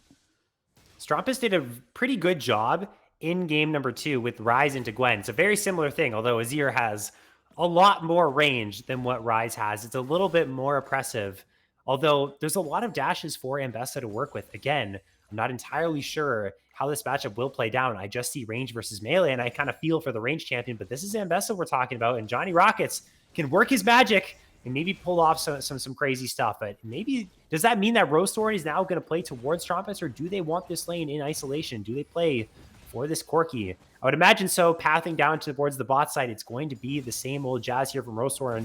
Here we go, level 2. Yeah, level 2 hit by Gorka and Cerulean first. Regis Needing to show some respect there, but level 2 will be hit. Zerzipri, the explosive charge times out, but it doesn't look like that's going to slow him down. He's the dead. Ignite does plenty of work on towards Gorica, and despite both summoners coming out, he falls to Regis. Zerzipri and Regis hold their ground. They are not intimidated by the level 2 spike. They know that they are close to their own spike themselves. Jumping on into Zerzipri, they win the 2 versus 2, making me look like a damn fool. I said this was Corky's lane, but no, it is going to be, at least for now, the lane of the Tristana. And it's good to see Zerzipri, after that really rough game 2, able to bounce back, able to win that 2 versus 2. The kill doesn't go on to him, but that's got to be a feel-good moment to start this game 2 Ember off for UHSP. And flash back to the Sisyphus graphic from before the series started. Ferris, shout out to Hawk for putting that one together. When UCI win their bot lane, they win their games. When their bot lane falls behind, that is when the struggles start to happen. Right off the bat, UHSP pouncing on that weakness and getting themselves into a favorable early laning position. This is about as good of a start as you could have hoped for. It absolutely is. We'll see what they can do with this lead that they have. Again, it was the kill onto the Poppy, not necessarily going to completely shift the dynamic of what's going on right now. Evrat does have to be careful. Xin Zhao is inside of the river. They want to make a dive plan to Xiao Danny. And they're going to make it happen. Good flash out of Xiao Danny, though. Gets him out of dodge. Luckily for Jame, he does not end up taking the aggro, so will be able to just get himself on out of there without having to suffer the wrath of the amped up turret. Evrat looking to make sure this recall completes without Rosethorn finding him, and it will. So they do end up just blowing Xiao Danny's flash for James. Cerulean has to flash as well, kind of getting caught out, looking for some vision. And I love this aggression, and I love that play call. I'm assuming Jame was the one that ended up calling for that, or maybe it was the dive here. Was he an aggressive trade? Gorica taking half his HP? I love this from UHSP, from their bot lane, from their jungler. They are not afraid to make these plays happen. They know that they have to take it to their opponent if they want to win this series. They can't just sit back and hope for the best. And even if the plays don't necessarily work out every time, it's a great look for them. And with a summoner spell advantage in Zeepri's pocket as well, willing to be going for these sorts of aggressive trades into Gorica, knowing that feels like he's going to be the stronger member and he's not going to be under pressure from Cerulean as long as he's got Regis in his back pocket. Going to crash in this wave and see if they can deny 1 or 2 CS here and there. Meanwhile, Johnny Rockets falling a little bit behind to Strumpist as anticipated, but not substantially. He's getting fed a pretty big wave right now, though seems like he's struggling to actually get the last hits out of it, so I do think he's going to end up down about a wave. And that's solid if you are the Azir. Again, we expect Ambessa to be punished, but if the Azir can just walk out 10, 20 CS ahead, that's going to be fantastic for him, accelerated into that later portion of the game. Evrat has to be careful, though. Oh, catches him on the flash. Beautiful position on the Emperor's Divide from Strumpist. Gives a kill to Xiao Danny. The creativeness of Strumpest. He knows that Johnny Rockets is saying to the team right now that Azir is on a reset. Ends up being a gank. They're going for another one. No, it's just the flash pulverize paying off big time for Cerulean. Gets around the steadfast presence, holds down Regis, and Rosethorn is there to pick up the pieces. Just like that, 2 right back into UCI's pockets. They take themselves the gold lead here at 6 minutes. 2 swift strikes, and it feels like UCI is back in their groove. I love that play that Strumpest made. Rosethorn as well, paying heavy attention to the bot side. Now going to start the Drake. The response is the Grubs on the other side for Jame. That's what you like to see. You want to see, as if you are a UCI fan, those responses come out to fight that aggression from UHSP head on. Both of these teams, they like to skirmish. They like to fight. It's more 5v5 centered sometimes for UCI, and UHSP may be a little bit more chaotic, but it's made for some very exciting games so far. And thus far, in the 7 minutes in, we've seen a good amount of stuff here delivered in Game 3 as Johnny Rockets going ham. Down a level, but knows he's got the jungler in his back pocket, connects the public execution. Now he's under the turret. He's been abandoned by his fellow jungler, but they will at least be able to trade 1 for 1. Still, that wave's crashing in top lane. I think Strumpist is pretty all right with that one, and Johnny Rockets maybe bites off a little more than he can chew. I like the aggression, looks for that play. In theory, if that Glacial Prison had have connected and James was able to get involved in that play. That was going to be a clean 1-for-0 without the 1-for-1 trade. But unfortunately, like you said, denying the minions, and Strompest will be all right with that. The Brutalizer now in inventory. This is going to be a Voltaic Cyclo Sword from Johnny Rockets. You are going to be seeing a more damage-oriented Ambessa that is going to be dealing serious amounts of damage when they do get onto backline targets. And if public executions connect, it's going to be dangerous. Here we go. Trying to get in there. Evrod actually ends up not taking it, but the CC coming on across to Rosethorn regardless is a 4 versus 3, but the damage is coming in so fast onto James. He'll be the first one to drop it. Zipri going to be able to get his first reset. He's got to be able to use it to get out of there as this fight is already turning UCI's way. Evrod going to be the next victim with nowhere left to go as Xiao Danny goes on a killing spree. 3-0 for the Jace. UHSP this time around, they try and make the aggressive play. They try and find the pick onto Rosethorn, but the cavalry for UCI has arrived. You had Gorica on the flank. Xiao Danny gets himself a good handful of kills. Now on 3 here on this Jace. That's exactly what you want. Sir Zipri jumping on in. Yeah, trying to make the trades happen with Gorica, but that Conqueror proc just making Gorica so strong in that one-on-one. If you connect the Phosphorus Bomb and you get those rockets through, can win out some of those trades, and does mean that Zipri's probably got to get out of here. But as we've learned from Zipri this series, he will take one more wave if he thinks he can get it. And Regis being at his back, I think he's actually right about this one. He should be able to take this Missile Barrage or no. Yeah, he ate that rocket to the face. He's good, though. He's got some HP. Ooh, had to jump away from that one. And now is a little bit of an unfortunate spot because Gorica is just going to shove this next wave in. And then you have to make the choice. Do I drop a wave and maybe some plates over to the Corki, or do I continue to stay? He's going to use the Valkyrie to clear the wave, crash this one, and a good reset is going to come through from the Corki side. We have a little bit of a calm state here. We don't really have anyone nearby each other. At the current moment, resets are coming in for the bot lanes. And so far, UCI, they've had themselves a solid game thus far. The big counter engage that happened in that previous play has netted them a big gold lead. And they are definitely in a position that they are happy to be in at the current moment. It feels like they've avoided, for now, a lot of the UHSP early game shenanigans. Good read from Strompus there. Sees the coming approach from James on the ward and retreats accordingly. Prevents what could have been a potential successful gank from coming on through for UHSP. And that knowledge lets UCI now set up for this bot lane play. Zipri really needs to thin out this wave, really needs to create some space for himself, because otherwise Rosethorn and Cerulean are coming right for his face. You have to be careful. They're going to be spotted out as there's Xiao Jiani with some trades. Mid lane, Everett looking to get some damage back. Not quite going to be able to find that. We see pings now. They do spot out Rosethorn.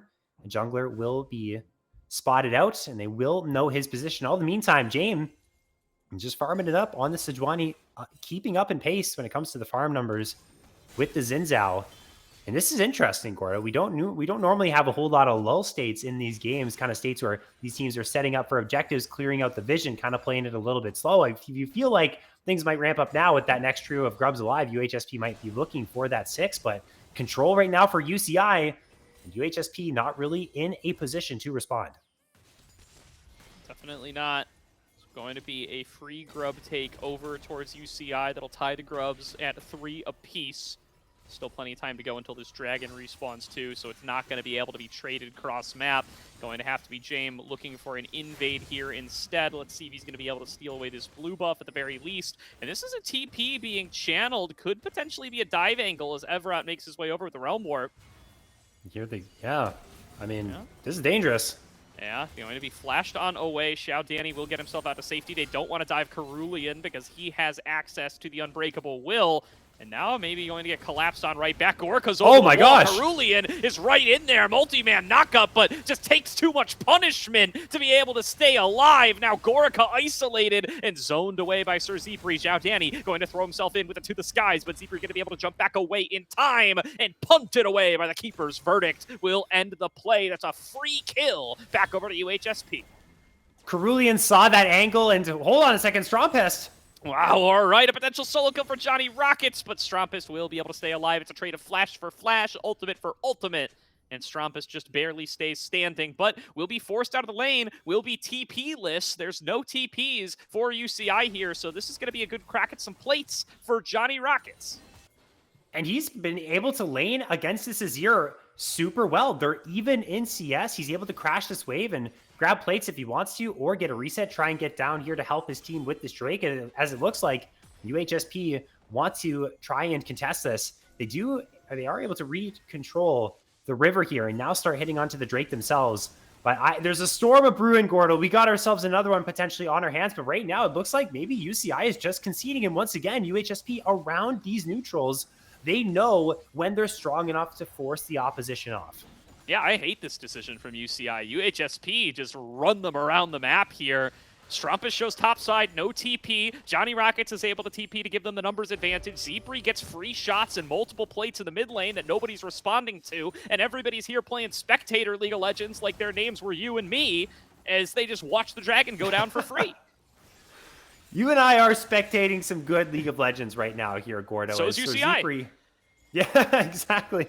Yeah, they have to watch that Drake go down, and it's going to prevent the Dragon stacking from going into their hands. They could be looking for a play onto Johnny Rockets. Again, does not have the flash. Rosethorn is going to be spotted out. Let's see how this goes. Look at in here. Johnny Rocket's going to be able to jump right back over to Rosethorn with the public execution. Strumpus the one who takes the aggro, but now he's going to get the amped up damage. They haven't finished him. One more soldier will strike him down, and Strumpus stays alive with a sliver. Johnny Rockets cursing his turret for choosing Strumpus over Rosethorn there. It was a 50-50. Doesn't quite work out in his favor.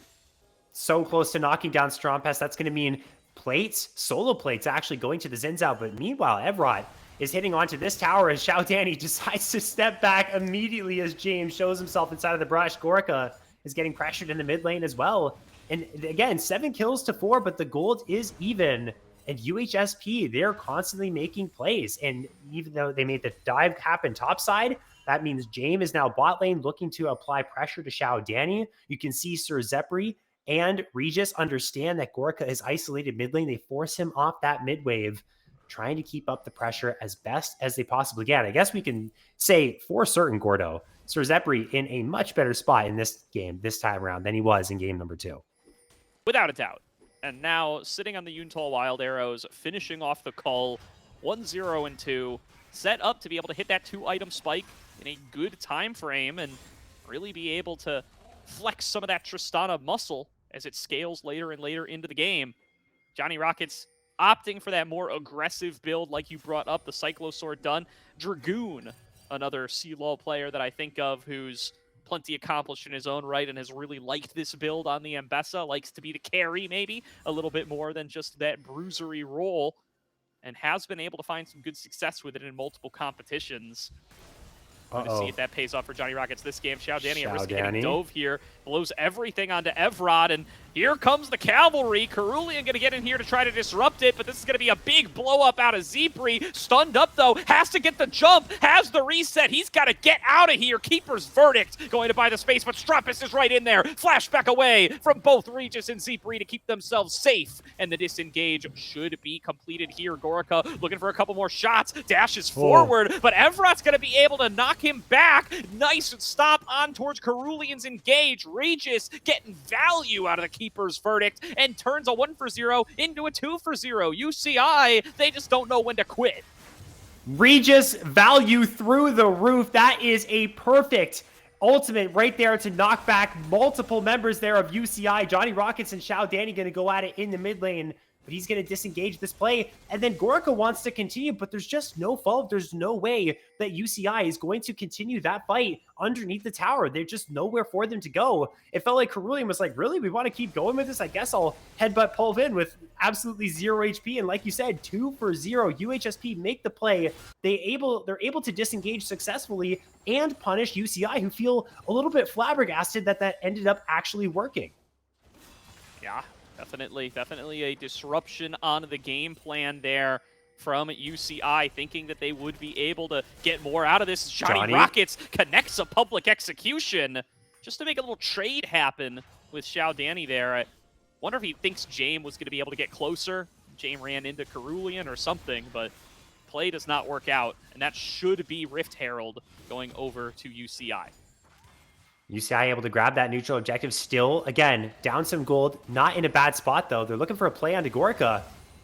Seeing what they can find. Regis is way in there, and Evrot arrives He's with dead. a Realm Warp, lockdown onto Gorica. One more auto, he will finally be able to get him, and now Cerulean might be up too far. Throws down the Unbreakable Will, but they think they can break him anyway. Strompus? Shuffle back in from Strompus. Zipri is done for as he's stuck underneath the tower, but Rosethorn has been found by Johnny Rockets on the side, and Evrot has got plenty of spells to rotate through to take down Strompus. It's 4 kills to UHSP, and they take themselves the lead.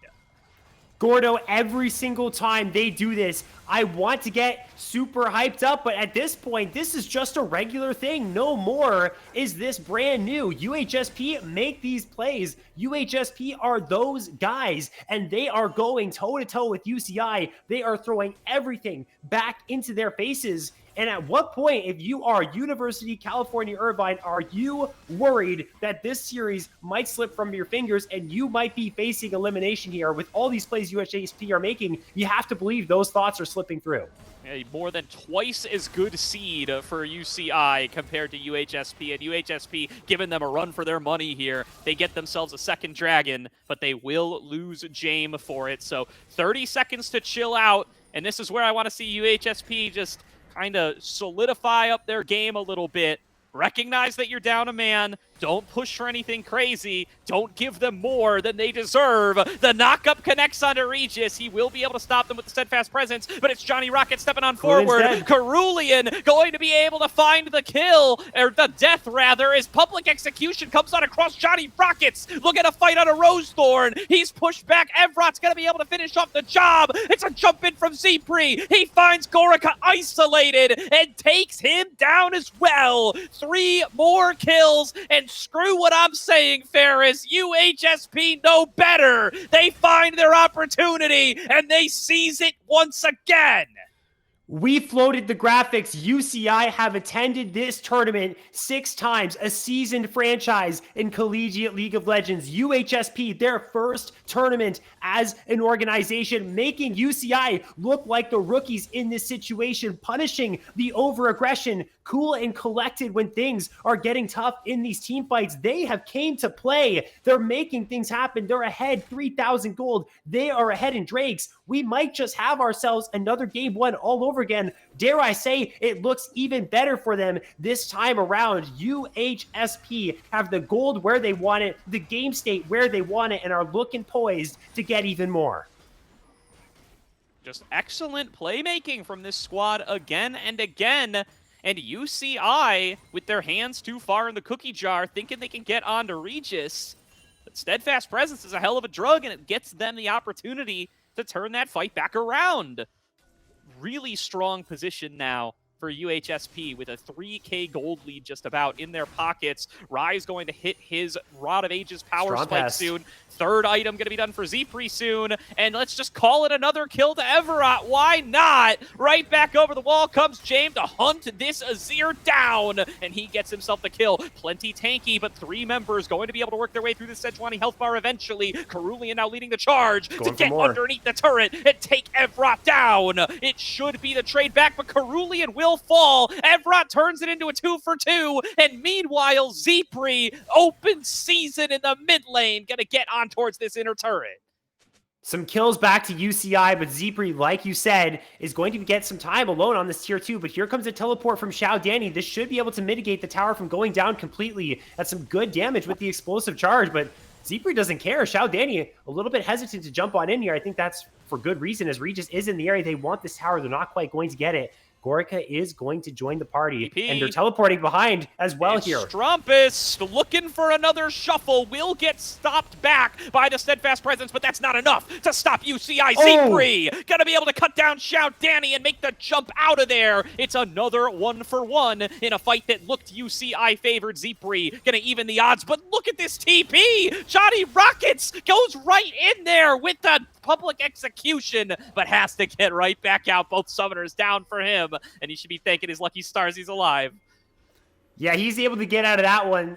Fortunately, scot-free, not in the summoner spell department, but at least with his life. And to quote our fantastic producer on the show today, Sir Zipri giveth and Sir Zipri taketh. The turnaround of performance in this series has been phenomenal, from a really rough game on the Corki to now pumping out the damage in team fights 8-1-5 on this Tristana. Navori Flicker Blade is complete. This is getting to the point where Tristana is really ready to take over this game. And with a very limited front line, those explosive charges, Gordo, are going to annihilate those HP bars, especially if so many members from UCI are clustered in these fights, looking to make a play around this Ruinous Otacon. UHSP, they're forcing UCI's hand.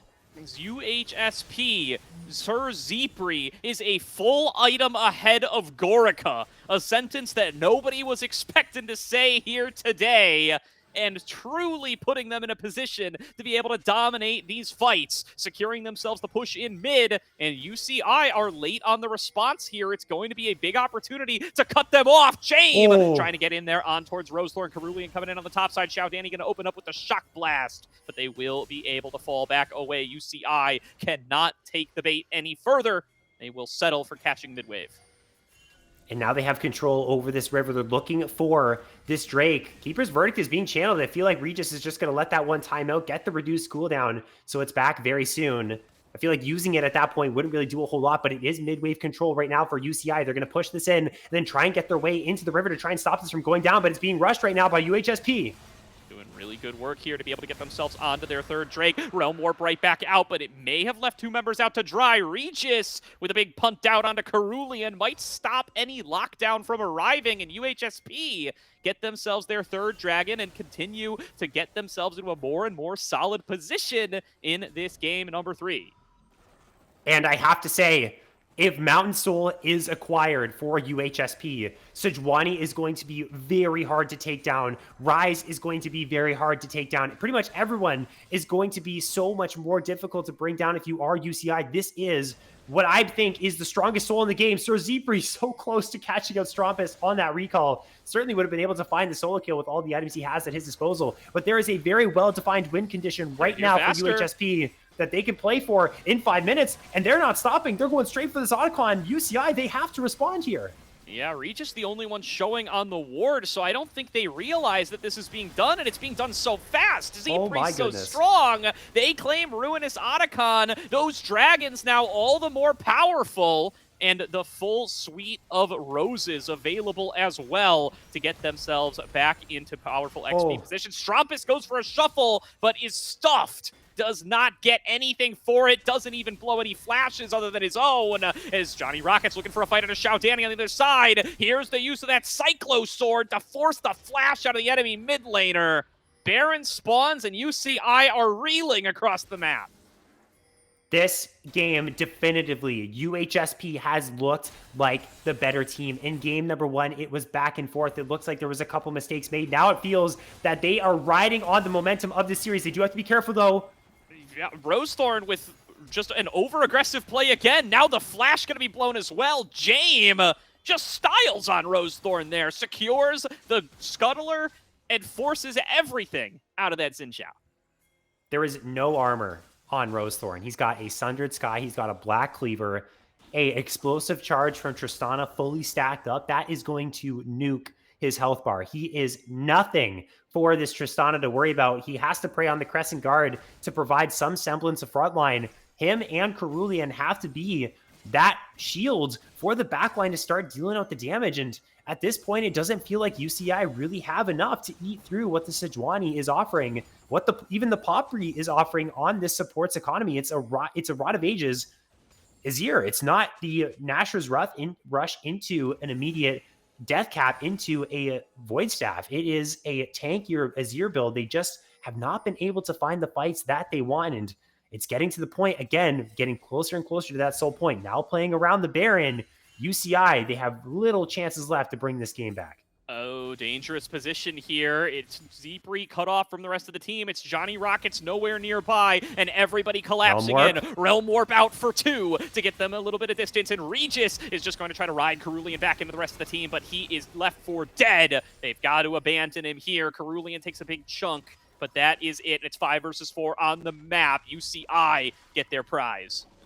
What could have been a more dangerous play ends up not being that bad. They have to be careful with these recalls. Oh my goodness, Gorka could have been caught in a glacial prison there if James really wanted to toss that one out. Gets away with the Valkyrie. They lose their support. In the grand scheme of things, it's not going to mean a whole lot. It's only going to, I guess, delay any hopes for Baron that they would have had, but UHSP have to find a fight before they want to start this one up. I think we're getting close to the time where you start thinking about caught Drake. in rotation, needs the backup of his team. Damage on a Rose Thorn's ridiculous. Zepri actually ends up creating a numbers advantage off getting picked, and the rest of the squad are going to start up the Baron. It's melting so fast. Rose Thorn's at single-digit HP. He can't do anything about it, and Cerulean can't find a way in. He's taking boatloads of damage here, but you got to watch out for the turnaround. Regis coming in on the side, going to mark the back line, pulls them away from the rest of his team as Johnny Rockets is over the wall, right onto Gorica. 3-0 UHSP in a dominant position in this game number 3, and they're gonna make it 4.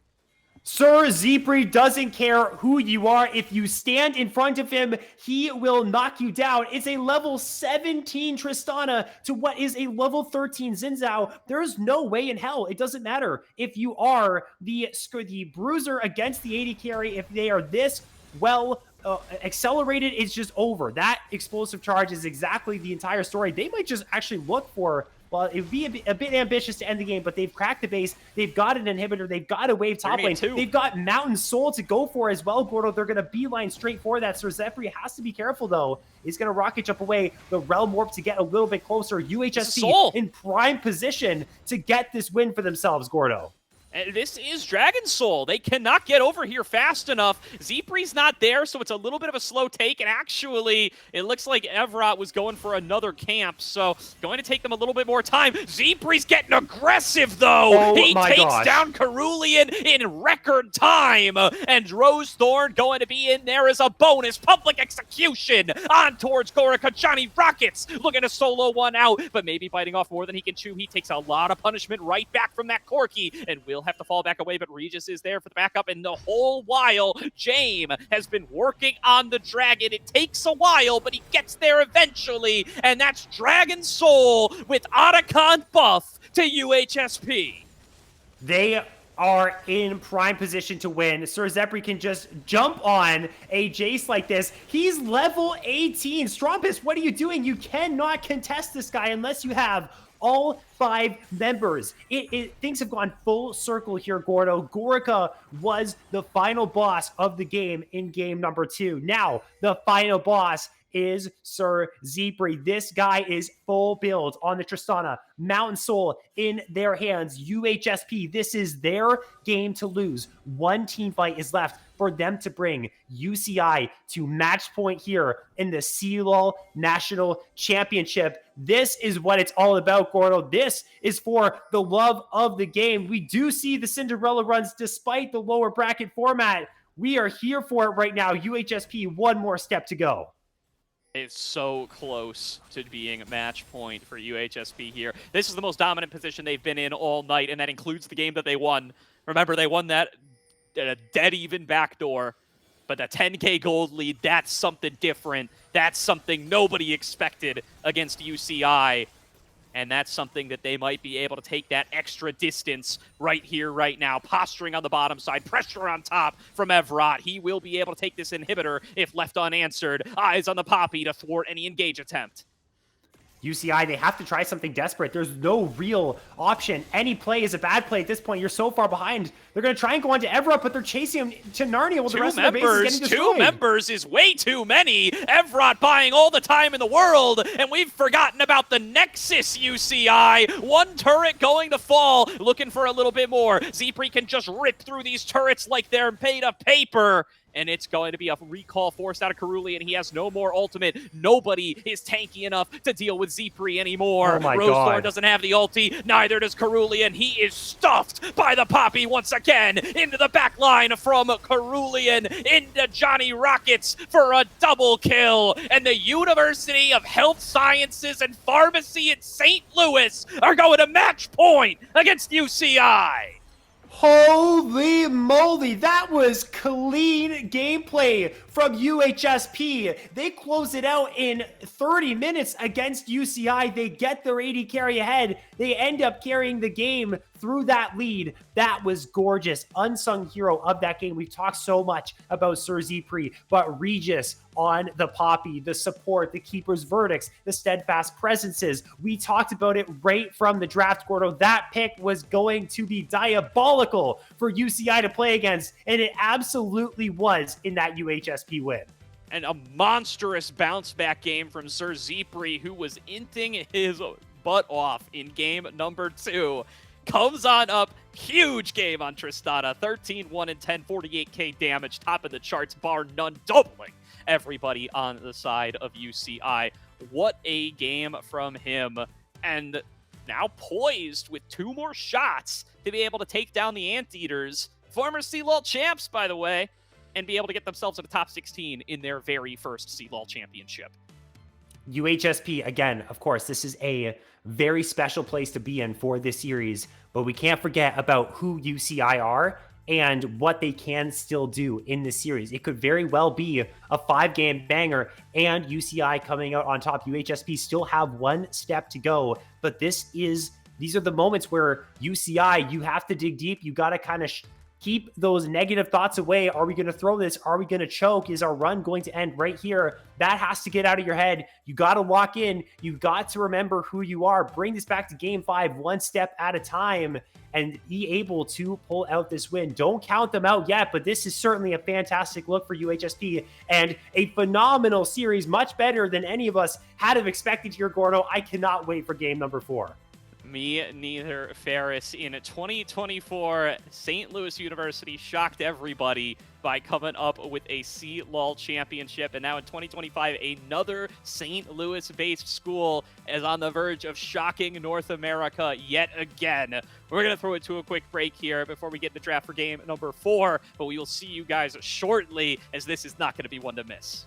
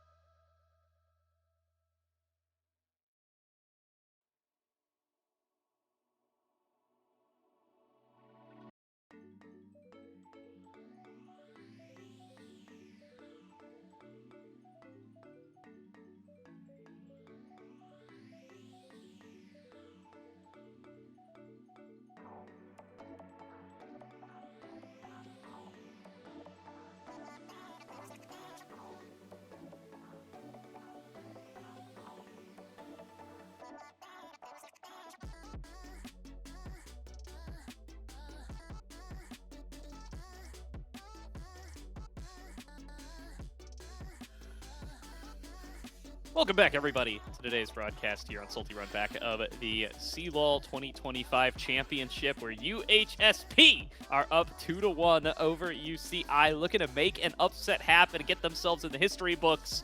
Would certainly be at least a top 5 all-time CLOL upset, I think. I think it's probably safe to say this would be a big surprise for pre-tournament expectations.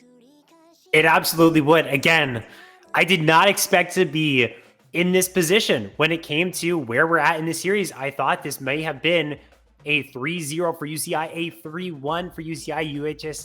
UHSP lucky enough to take one game off of UCI in the series, but up 2-1, they're feeling good. And it's not even the fact that UHSP have 2 games where maybe they were able to squeak out some fortunate events. They dominated UCI in that previous game into the draft for game number 4. They're back on the red side, and it's one step away from them to clinching that top 16.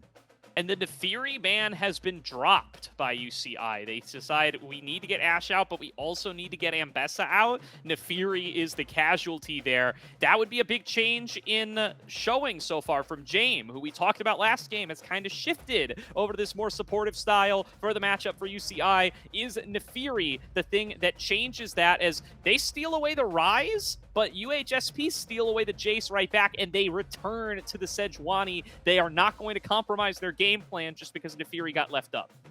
I really like that. I really like that they don't fall for the bait. If what's working for you is working, if it ain't broke, don't fix it. Don't change up the strategy all of a sudden because you feel like, oh my gosh, this is open, I have to play it. I really like the discipline from UHSP. But now UCI are going to say, okay, you don't want it, we are going to take it. And now Rosethorn now going to be shifting from just a purely skirmish heavy champion in the Xin Zhao to now full-blown carry potential on the Nefiri, which has been terrorizing the meta these last couple weeks.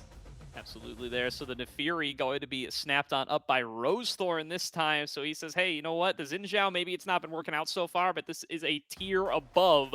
Snaps it up for himself and says, if you're not going to take it, I will happily oblige. And a very strong first trio comes on across for UCI. Strumpus right back on his rise. And Xiao Danny on his Ahri is a player that I've been watching for a bunch of years. This is the Xiao Danny champion, the same way the Rise is the Strumpus champion. Xiao Danny's Ahri, I think, is his best pick in his repertoire, and he's going to need to show up big time to be able to pull his team back on into this. I think probably the best performer on UCI on the night as well, going to get his pick du jour.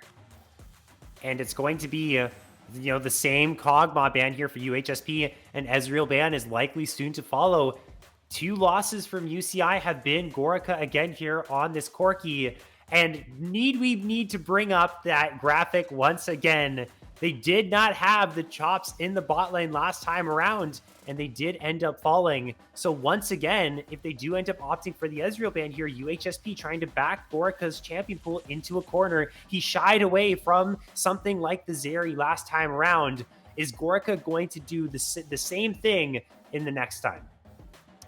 Definitely. So Gwen, a big difference maker for this UHSP squad so far on the night. They lose the Ambessa, and they're happy to go right back to the well and get the next one and more. 80 carry bans focused towards Gorica has been working out for them well so far, but now they lose their Tristana. Will they steal away the Ezreal? Oh, that my could gosh. be the move here for Zephyr.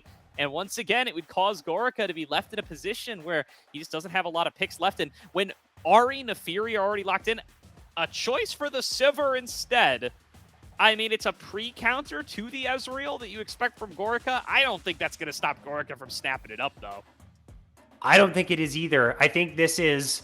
He's hovering the Draven here. I think that would be a huge gamble to go for, especially when your backs are against the wall. If that backfires, then that's going to be a tough one. I think it has to be the Ezreal here, and then something engage-oriented for Cerulean, a Nautilus, or a Leona to follow it up with this Ezreal. Try and get your game plan online. Try and get a strong 2 versus 2, and you need that engage there. Otherwise, you're really relying on just something like the RA charm to get things going for yourself, which, of course, isn't necessarily the best way to go about things. Waiting on what that pick will actually be. The Braum was taken away by UCI, so they won't have to worry about that if they do end up going for engage. I feel like the Alistar would be a little bit of a mistake here, and they're going to go for it. The reason I'm so critical about this is because I feel like the engage potential is just not there for UCI. It's a critical thing that they are missing.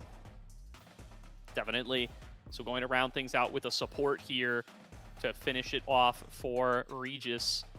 Can he go back to the Poppy well? I mean, it looked pretty good for them last time. Would be good against the Nefiri, good against the Ahri, good against the Alistar. Really stuffed that Alistar from Cerulean last time. Instead, it's going to be the Lulu. They're looking to play a strong, aggressive bot lane.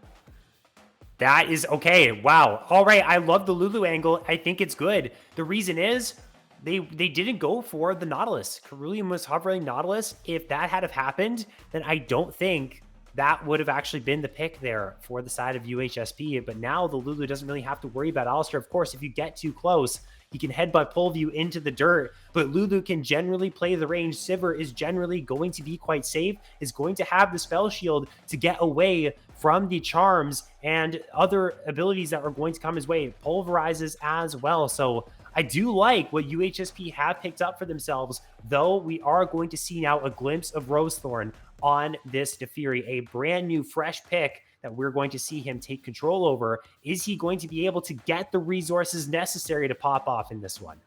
Yeah, absolutely. And want to get a reminder out here. We're about to run ads because we are going to have to throw them up before the spectate break. You can avoid them with a sub.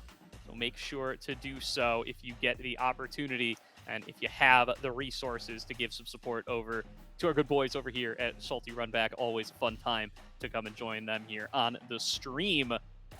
What a draft coming in for game number 4. What could be UHSP's top 16 locking game. And they stick with the game plan that's gotten them here so far. The big difference here, of course, going to be the Sivir Lulu bot lane. A different look what we found so far. And the steal away of the Jace.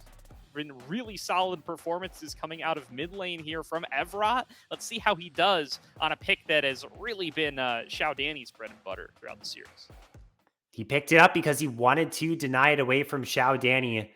And I think Xiao Danny now on this Ahri, you've given him high praise for this pick. Him in conjunction with his jungler here now on Nefiri for Rosethorn, they have to get the ball rolling. Again, minimal engage, minimal frontline. This is a reoccurring trend for, I would say, well, it was an occurring trend for UHSP in their previous series against UT Austin, but they changed up their strategy, and so far it's been very effective against UCI. They've had reliable frontline to stand in front of their carries. Last time around, it was Sir Zipri. This time around, it's going to be the exact same thing on this Sivir. So without that luxury, UCI, they have to find advantages. They cannot afford to make the mistakes that they've been making in games previous. They have to make sure that every time they look for a play, Gordo, they have to be calculated and it has to pay off. Absolutely here. And we're going to need to see cleaner play out of Rosethorn for that. He's got one of the most valued picks in the meta right now. He's had several rough performances on the Xin Zhao already tonight. We need to see some masterful Nefiri out of this experienced jungler who, so far, it feels like it's gotten circles run around him by Jaime, adapting his playstyle, moving away from the sorts of picks we associate with them, slamming the Sejuani and making big moves on it all series long. It's going to be very interesting. UCI is, again, backs against the wall. Like you said, they have no more options here for themselves. Taking a look at what we have at the bracket. Again, here we are, game number 4 for UCI and UHSP. A date with UTM in that top 16 matchup here in the lower bracket. And if you're UHSP, again, we don't want to get too ahead of ourselves, obviously, but going ahead and looking at the competition ahead, if you can take down a UCI, there is a lot of favor for you going into another matchup against UTM. There is chances that people take a look at this UHSP team in a different light, looking to make a big run in the lower bracket. Things at stake here in this game number 4 here, Gordo. Yeah, I mean, whoever wins this match should be favored, I think, in the next round. It's because of the pedigree that UCI comes on in with with this matchup. I mean, if UHSP are able to take them down, they immediately advance themselves up in people's minds. And that is going to be a very, very interesting series, especially if UHSP are the ones who actually end up moving forward. Just one more game win will be enough for them to do it. It does look like we are about to get onto Summoner's Rift for game number 4. Just a couple more seconds to sort everything out. But we will be on there and we will find out if this could be a 4-game series. UHSP favored. Nobody ever could have predicted it, Ferris. Let's see if they can do it here. It would be a surprise. It would be a shocker. We've seen a couple of shocking series results in this CLOL National Championship, to name a few. Western over Winthrop. That happened in the upper bracket. University of Minnesota over Converse University has also happened in the lower bracket. Devon and company gone from CLOL. Could UCI be next? That is what we're going to find out in this one. A lot on the line. You have to believe that UCI is feeling the pressure a little bit, but now's the time to lock in and bring it back. With a win here, it just comes down to one game, and I feel like even in that situation, they would feel very confident trying to get aggressive here in the jungle. They spot out James and will know where he is generally on the map. Definitely.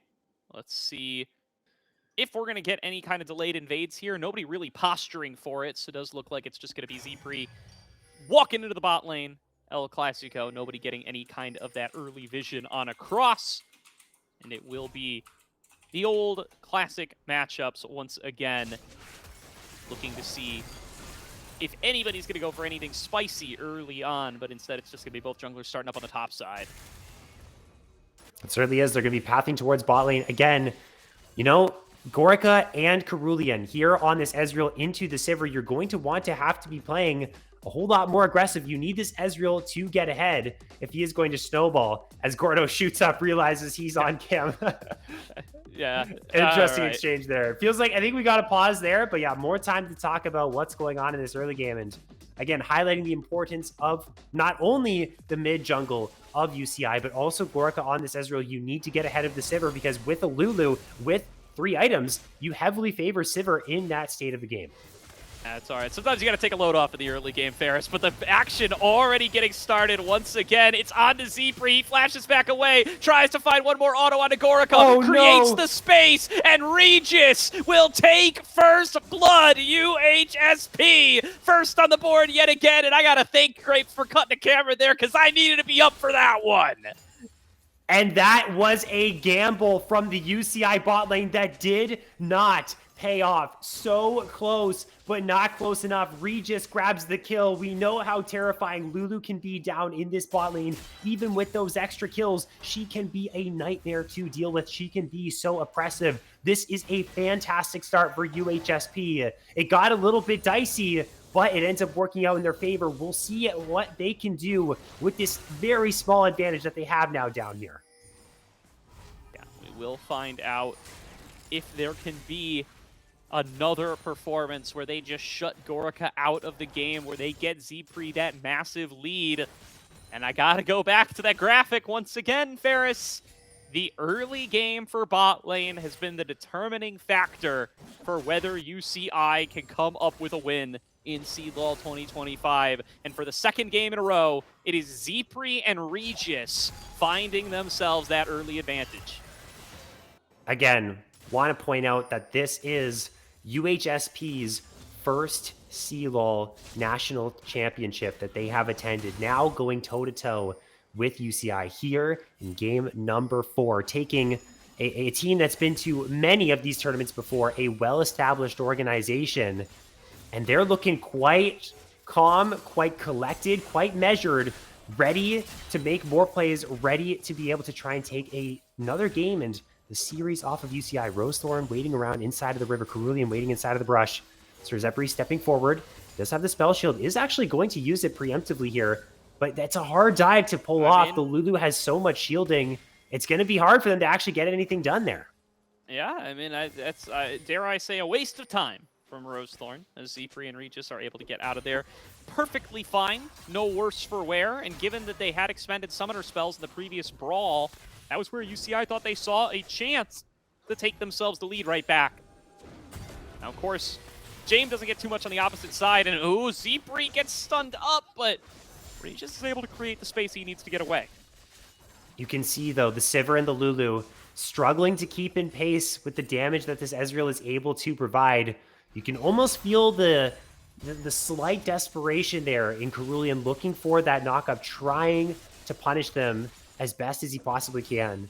As the reset comes through for Gorica, the shove is also going to come through, although Cerulean waiting inside of the brush is going to try and hold this wave for Gorica and try and get it so that Sir Zipri and Regis are on a very bad back timer. They're going to put the damage into the Alistar, but now the wave has not been able to crash, and Gorica is going to be able to walk on back, and it's a little bit of an interesting spot here for the Sivir and the Lulu, but they should be able to crash this. They might be in some danger if he walks on up. Not going to be the case. Yeah. Well, we'll be able to successfully get their disengage off. Going to be Everett already trying to poke his head in, see where he can find Rosethorn. James getting a little advantage in the tracking game there as he does throw down some of that vision thanks to having seen Rosethorn bot earlier on.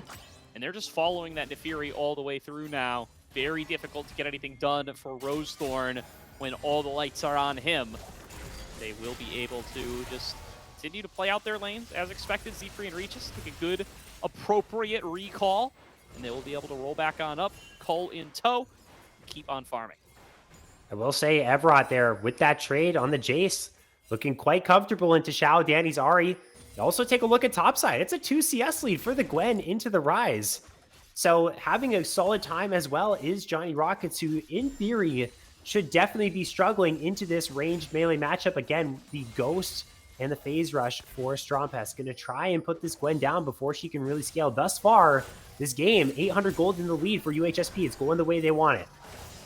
Yeah, going to be a 3v3 in the bottom side, but James is just here to make sure ZP can get farming. Maybe up too far, oh, no. But the spell shield will buy him a little bit of space. Cerulean getting hit by another turret shot, and James will be able to get himself another, make it 2, as Regis takes down Gorica.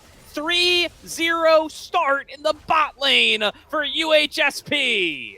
Cerulean, that was not the engage. They thought that they had more in the tank. He thought that they could find the kill onto Sir Zipri, but they once again overextend. Once again, they fall victim to their own aggression, and it's UHSP who are the beneficiaries. Another kill onto the Lulu. One goes to James. Feat of Warfare now secured, and UHSP get themselves another advantage. UCI, they look shook right now. Shook is not the least of it. A huge start in the bottom lane for Zipri and Regis. James as well, getting himself an extra kill on the board, has been a huge force on this Sejuani the last few games, and the only thing that could make it better is the kills actually going on to Zipri, but they won't mind some of that extra gold onto Regis, who will be all the closer to getting on towards their first item, and looking so strong in the bottom lane are the UHSP squad, forced to move up to top and see if they can get on towards the grubs. So it looks like will be that cross-map trade. I think this is the better choice if you are UHSP. You have a couple extra kills in your bot side. You can play towards that scaling, which is your win con, the scaling of the Gwen, the scaling of the Sivir. If you also have Drakes in your back pocket, you're also threatening Soul like you were in game number 3. Again, it'll be that very similar win condition for you. And adding on to their wins, I mean, it's a 1.4k gold lead at 8 minutes. This is massive. As Rosethorn is on the wrong side of the map here, Gordo. He's just going to get caught out. Everett stole the big Wraith, too. He's just going to be able to tear down Rosethorn, and the pattern repeats itself. Xin Zhao or Nefiri, again, caught overextending too deep in the enemy jungle. Rosethorn puts one on the board for James. I mean, I don't even know what to say. This has continuously happened with Rosethorn. This series has been too aggressive. The play he made with Xin Zhao in one of the other games as well, getting caught out like that, just not aware of where people are, having no teammates around to bail him out if things got a little bit tricky there. And a good punish from UHSP. They get their 4th kill of the game. They're looking fantastic to try and get themselves a lead that may end up closing out the series. Everett getting aggressive as now Strompest in some trouble. Yeah, James coming forward, does not have the Glacial Prison and can't get that last auto to make the stun come through, so Strompest will be able to get out of there with just the Ghost. And it is eyes on the solo laners for UCI now. Strompest with the experience, Xiao Danny on his best champion. these two are going to have to show up for a team that has played through bot lane all season long if they're going to stay alive in this series, Ferris. They have to start making plays. They have to start moving around the map. They have Realm Warp now on this rise. They have Spirit Rush unlocked for Xiao Danny, but Evrot has been pushing him in constantly, always shoving in waves. The Jace has to be careful. He is on a control ward. Here we go. Yeah, backing on away, manages to avoid the second double daggers out of Rosethorn, and Jame is approaching still without Glacial Prison. You can just imagine how dangerous some of these plays would be if he had it back up. Eyes on what Jame can do once he does have the ultimate once again, but I mean, Zepri just getting to free farm in bot lane now. The game plan of attacking Zepri and stopping the Sivir sailing has failed. It's no longer on the table. UCI are not going for it again at the risk of it getting even worse. And so Zepri's just going to farm up this cull and going to be on pace to be in a similar position to what he got on that Tristana in the previous game. Johnny Rocket's finding some good trades onto Strompest. And after those couple plays, Gordo, now Sivir has got, she's got her boots. She doesn't have a ton of damage. As we see Strompest taking a really solid trade there. Not going to end up being any kills. But Sivir can just perma-clear every single wave. Ezreal can't do anything. Ezreal cannot punish. He does not have an engage-oriented support that can find the catch, and Sivir's pretty safe anyways. It's just going to be a farm fest. It's very close. Is Johnny Rockets to getting caught out there? But virtually all pressure has been mitigated from this Ezreal with what has actually happened to UCI. And that's a very daunting problem that they have to try and fix. Otherwise, Sivir is just, like you said, scaling, getting to that 10 gazillion CS win con that she's very easily getting to right now. And I feel like I'm bullying the man here, Ferris, but that's another play where Rosethorn is just a little late. Can't produce anything. Wastes his time arriving to the top lane as Johnny Rockets completes the recall. And now it's already been a lane swap on up that Gorica is not in a position to match. 20 seconds before the grubs spawn.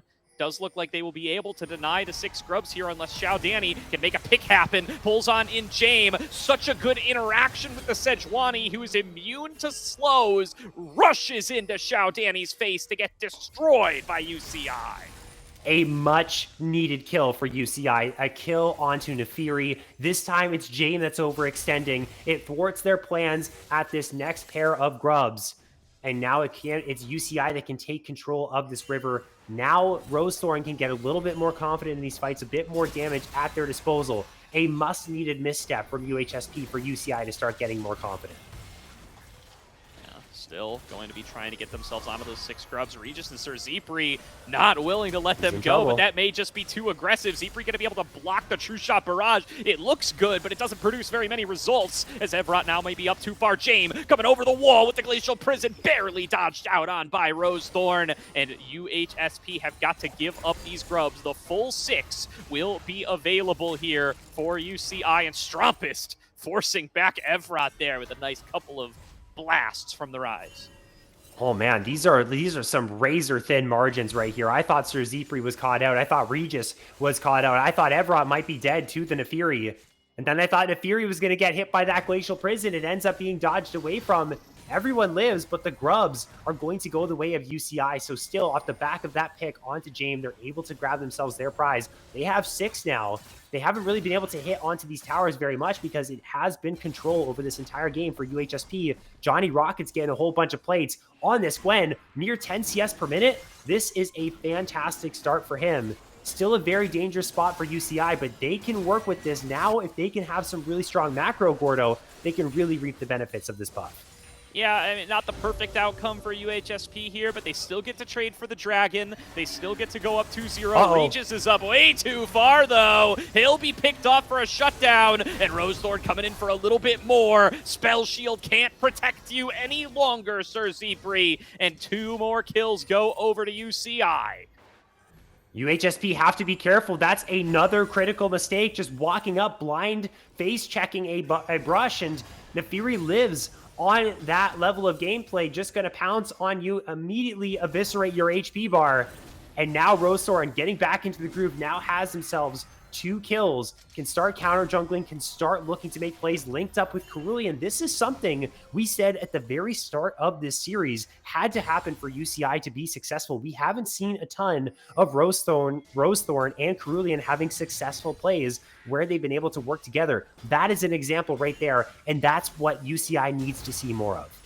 Yeah, Rosethorn in a good position now, having been able to get a couple of kills in the tank, and going to need to see more of that out of him on the Naafiri. The early game not looking good, but re-solidifying himself in this one. If he keep up that performance and make up for some of the deficits in the early game and can keep UCI alive in this series.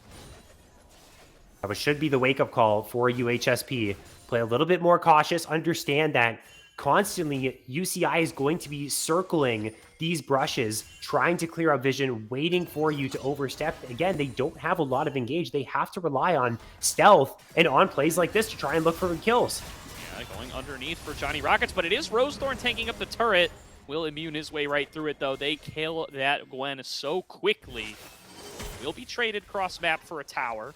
Evrot going to be able to get that one under his belt. Will now be feats of strength achieved for the side of UHSP, and Gorka brawling with Zipri and Regis. Rise in route. Strumpus going to arrive to back up the rest of the team. Xiao Danny looking to get aggressive on the other side, but he will be jumped on by Evrot. Still, there's more numbers here for UCI, and they think they've got UHSP cornered. Cerulean coming in on the side, going to be fended off by Jane, but Rosethorn still looking for some of these double daggers on towards the rest of the team. It's Regis getting chased on down by the Alistair. Zipri going to get isolated out by the rest of the team. Tries to focus down Rosethorn, will be able to do it. Now brawling with Strumpus, dodges out on the overload. Zipri stays alive for too damn long and gets 2 kills right back for the squad. It's UCI falling apart and UHSP turning the play back into their favor. It's a wild goose chase, and it is going to be UCI that's punished for over chasing. The immunity from Naafiri was used way too early, jumps on it, and ends up paying for it. Great bait for Regis and Sir Zipri to play the map, hug the right side of the lane, and send UCI into the waiting arms of Evrot and James. Johnny Rockets even getting involved in the play as well. Not able to actually get an assist or any type of kill, but was there trying to make his presence known and move around the map. Now should be able to get some good damage on this tier 1. UHSP looking quite good in this one. 3,000 gold ahead. Johnny Rockets has to be careful though.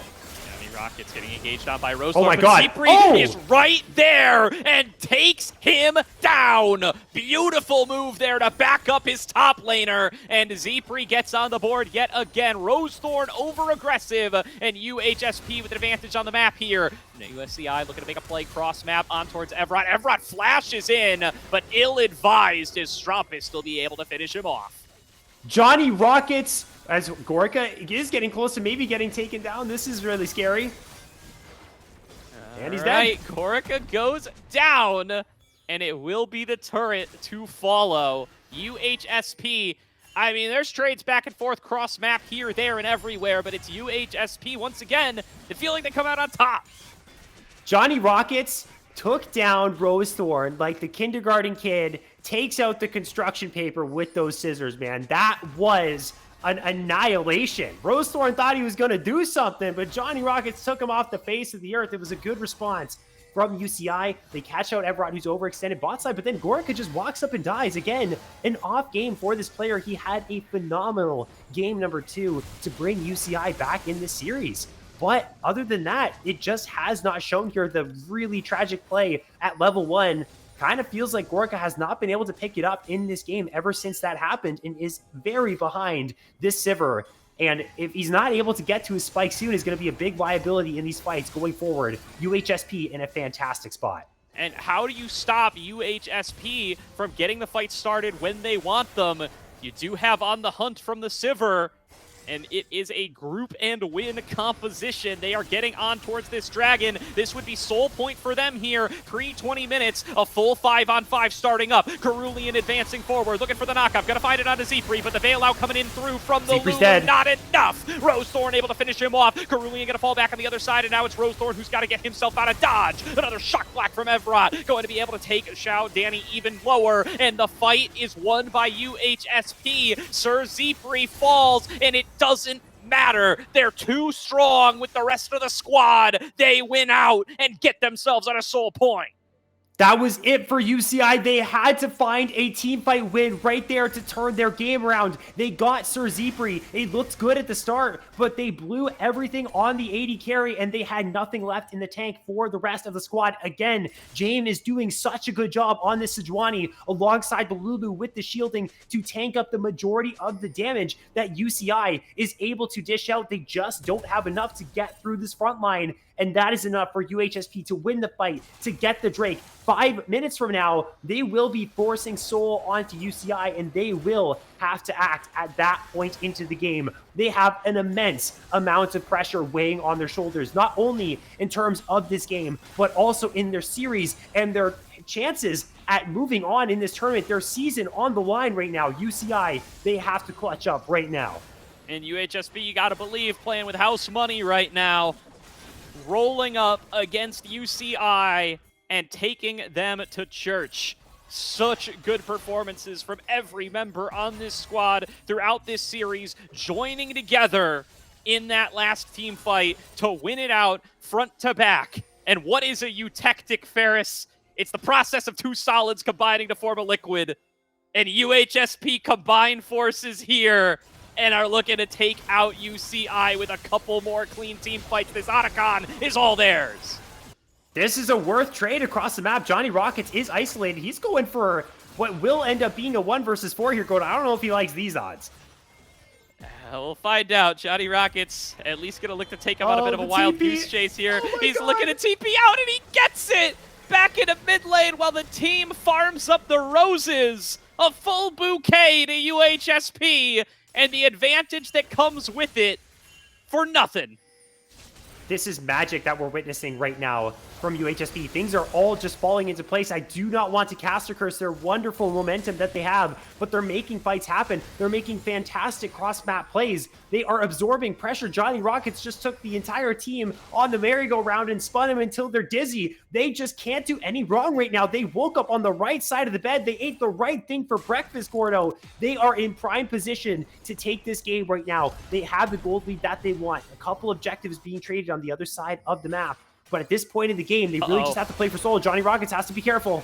Yep, fallen victim to his old ways here as he finds himself 1 versus 2 in that exact same bush. We've seen this pick multiple times from UCI over the course of this series, and Johnny Rockets gives over some relief to UCI as they have some time now to farm up and gather themselves before what will surely be a crucial dragon fight in just a couple of minutes.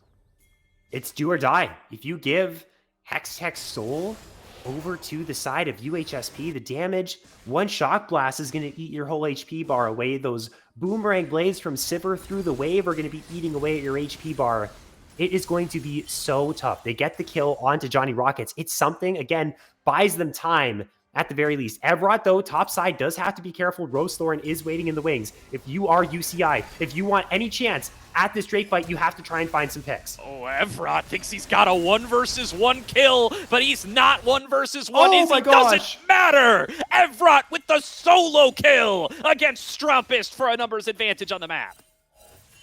And that is very fortunate that he was able to find that kill, because otherwise it would have been 5 versus 4 on the map in favor of UCI. And again, I like what Rosethorn is doing. Try and find and catch anyone that you can in the side lanes. Try and get any possible advantage that you can get your team before this inevitable Drake, because that Soul win con is very prominent. It's imminent here for UHSP. They've already secured the Otacon with the Blood Roses. They've got the scaling. They're almost 3 items on the Sivir. Time is running out for UCI. They got to make something happen right now. They definitely do. And it is going to have to be right here at the Dragon. 35 seconds to go. First crack at the egg for UHSP. They're setting up their vision. They're contesting even on these birds. And they have a shot at a massive Dragon Soul with the Otacon buff as well, mind you. Will be even stronger, and with one of the most powerful souls in the game, you gotta believe they need to get it. Zipri gonna get knocked up, maybe stepping up a little bit too far, but there's so much shielding. Shao Danny finds him on the flank with the charm, takes out the priority target, and buys the space that the team needs. This Dragon might just be going to UCI. They may have bought themselves another few minutes away from the potential Hextech Soul. Will they challenge for it? UHSP, you have so much of a lead. You don't need to challenge the whole game here, but a steal would be absolutely massive. Cerulean has been worked through. James going to be able to flash back away and keep himself alive as the Dragon falls lower and lower. Control Ward keeping the vision on it. Evrot's still tanky enough to be able to fight back on the other side. James looking for a way over the wall, but Gorika's found him. Looking to take the Sejuani down and guarantee this Dragon for the team. But Johnny Rockets trying to take it. Roselord will be able to smite it back away. James managed to stay alive. Johnny gets into the back line, finds Strumpist alongside a Shock Black from Evrot, and there's going to be Rosethorn chased back on the opposite side. Evrot going to look to see if he can get him with one more Shock Blast. Still can't quite connect it, but Regis has got movement speed to spare and movement speed to share to keep Evrot chasing him down. One more shot would be the end of Rosethorn, and Johnny Rockets is coming in on the flank, but work is being done by these dogs, getting the extra space for Rosethorn, but cross-map, cross-country, eventually he will be found, knocked back away by Evrot, but a little bit of immunity will go a long way. Johnny Rockets finally going to be able to snip him down, but Xiao Danny has grouped up with Cerulean to see what they can clap back with. Shut down over to Xiao Danny. Johnny Rockets soon to follow. Xiao Danny popping off in the fight, but Zepri has arrived. He's respawned, and he's bouncing the boomerangs across every anteater he sees. 3 members fall. Rosethorn makes it 4. UHSP with the advantage on the map. Gordo, you have set a world freaking record for longest play-by-play call I have ever seen in my life, from Drake Pit all the way around the map, all the way to top lane in near the alcove. Finally, what looks like a turnaround for Rosethorn. How annoying is this Nefiri champion just able to get away for so long? UHSP, they can bring their resources. The cavalry arrived, and they were able to win that fight. They lose the Drake. A critical misstep from Sir Zepri is able to secure the Drake there for UCI, but still in a good spot. Again, they'll be able to have another crack at it in 5 minutes. Again, still scaling towards the places that they want to be in this game, but they do have to be careful, Gordo, about overstepping. If they try to get too aggressive, if they get too cocky in this game, it is very losable, and UCI can still steal it from under the table. And here we go. Let's see what we can do with Xiao Danny on the UCI side. The gold lead has only gotten worse, but they did manage to deny one Dragon, and that performance is the kind of stuff we need to see out of Xiao Danny in this game for them to be able to get out of this, because it's certainly not going to come from Strumpist, who's been found from the rest of the team. Evrot's right on top of him. He flashes out to get a little bit of extra distance, but Evrot will finish him off on the other side. Zebri's arrived at the play, but he's got himself isolated with 3 members right in his face. He's Regis alive. coming in to try to back him up, but it's going to be Xiao Danny finding the shutdown and creating an opportunity for UCI to force UHSP off this Baron. James gonna have to retreat back away. He gets charged back into the rest of the team. He's in a 1 versus 4, and that's gonna be another pickup for UCI. Baron in their eyes as they clean up 3. UCI refused to go down in this series. They once again are able to win these clutch team fights around the Dragon, around the Baron. They do it again. It was Strompest who was out of position, but he's able to wiggle his way around the embers of UHSP. Sir Zepri was caught out in the backline, did not have any peel nearby him. Now Regis trying to steal the Baron might just be in trouble. This is a little goofy. Regis might just give him a little bit extra here and delay the death timers even longer. Rosethorn underneath the turret hunting this Lulu down. Not enough damage. And will, in fact, let Regis get out to safety. So that does delay the recall coming on through for the dog. I don't know that it matters, as there's 90 seconds to go on this next Crack It Soul for UHSP. The action never stops. We go from one objective to the next. I'm so surprised Lulu actually was able to survive through all the damage Nefiri was able to deal. The shielding, that just goes to show you how insane the shielding is at this stage of the game. But UCI, they've definitely battled their way back into this. They're only down 3,000 gold. They have their big item spike on their Ezreal. The Man Immune has been done for quite the long time, almost at that Bloodthirster there. And you can see 3 items on the rise, 3.5 on the Nefiri. The mid lane inhibitor was able to be secured by Johnny Rockets, so that will be extra pressure in the mid lane that UCI has to deal with while trying to get priority here in the river. Yeah, Evrot looking for some of these poke angles, connecting him on Agorica and onto Strompist, but not having the sticking power you might hope for.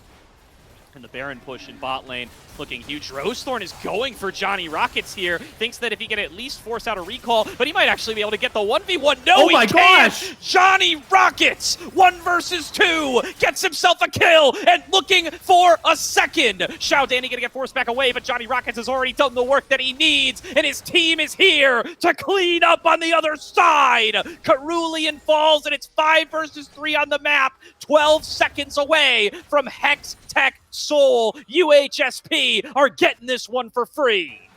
Johnny Rocket says it is time for liftoff. We're going to the moon, and the moon has a ticket to top 16 on it. Soul will now be secured off the back of a miraculous 1 versus 2 from Johnny Rockets. It does not matter if it's UT Austin. It does not matter if it's number 8 seed University of California, Irvine. This guy on his champions, on his carries, gets it done for the squad. And now UHSP, Hex Tech Soul in hand. They have got what they needed. They were in the same position last time around, only this time, Gordo, they've got their opponents' backs against the wall, and they're ready to put this series to bed.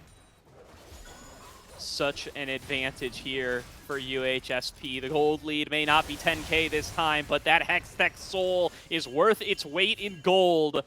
Evrot takes a melee range trade against Rosethorn's Nefiri and comes out better for wear.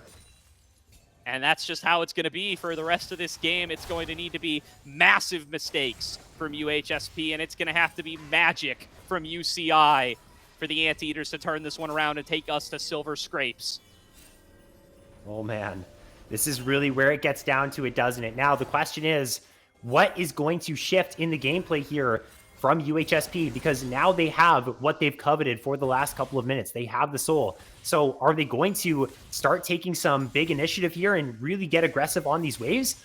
They've been in the lead. We know that this is their game to lose, but they have not really been able to make a lot of major movements on the map for the last couple of minutes. Johnny Rockets was able to get the inhibitor off the distraction topside when that fight was happening around the Baron, but other than that, they have not been able to really make a whole bunch of moves. Evrot's in trouble.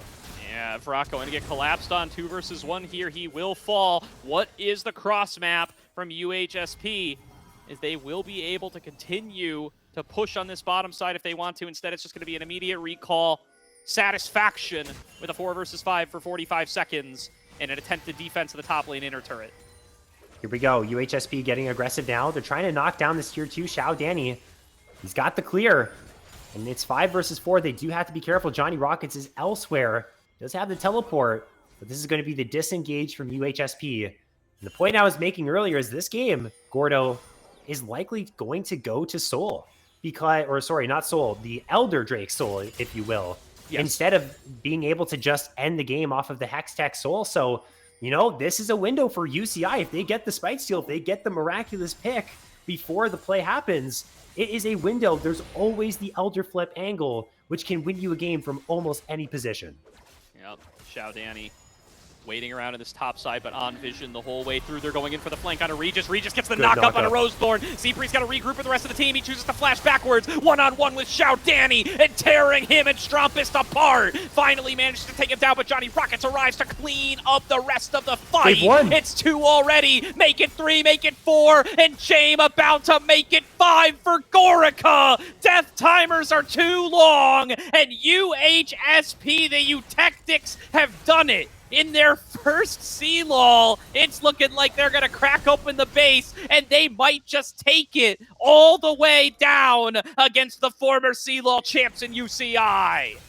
It's a tight window that they have. They have a wave coming on in. It's about 30 seconds. It's 20 seconds on Rosethorn. It's 13 seconds here on Cerulean. Do they have the damage? Do they have the time to bring it out? Are they going to attempt, or are they going to head for the hills? It looks like they are going to try and put the series to bed right now, Gordo. They have the damage. It's the support that's alive, but the second Nexus tower is down. It looks like they should be able to drop the Nexus. It's getting very close, and the smart guys from St. Louis have been able to take down one of the pillars of collegiate League of Legends esports for years and years, Gordo. We have ourselves our resolve. 3-1. UHSP has a date with UTM Phoenix in the next round.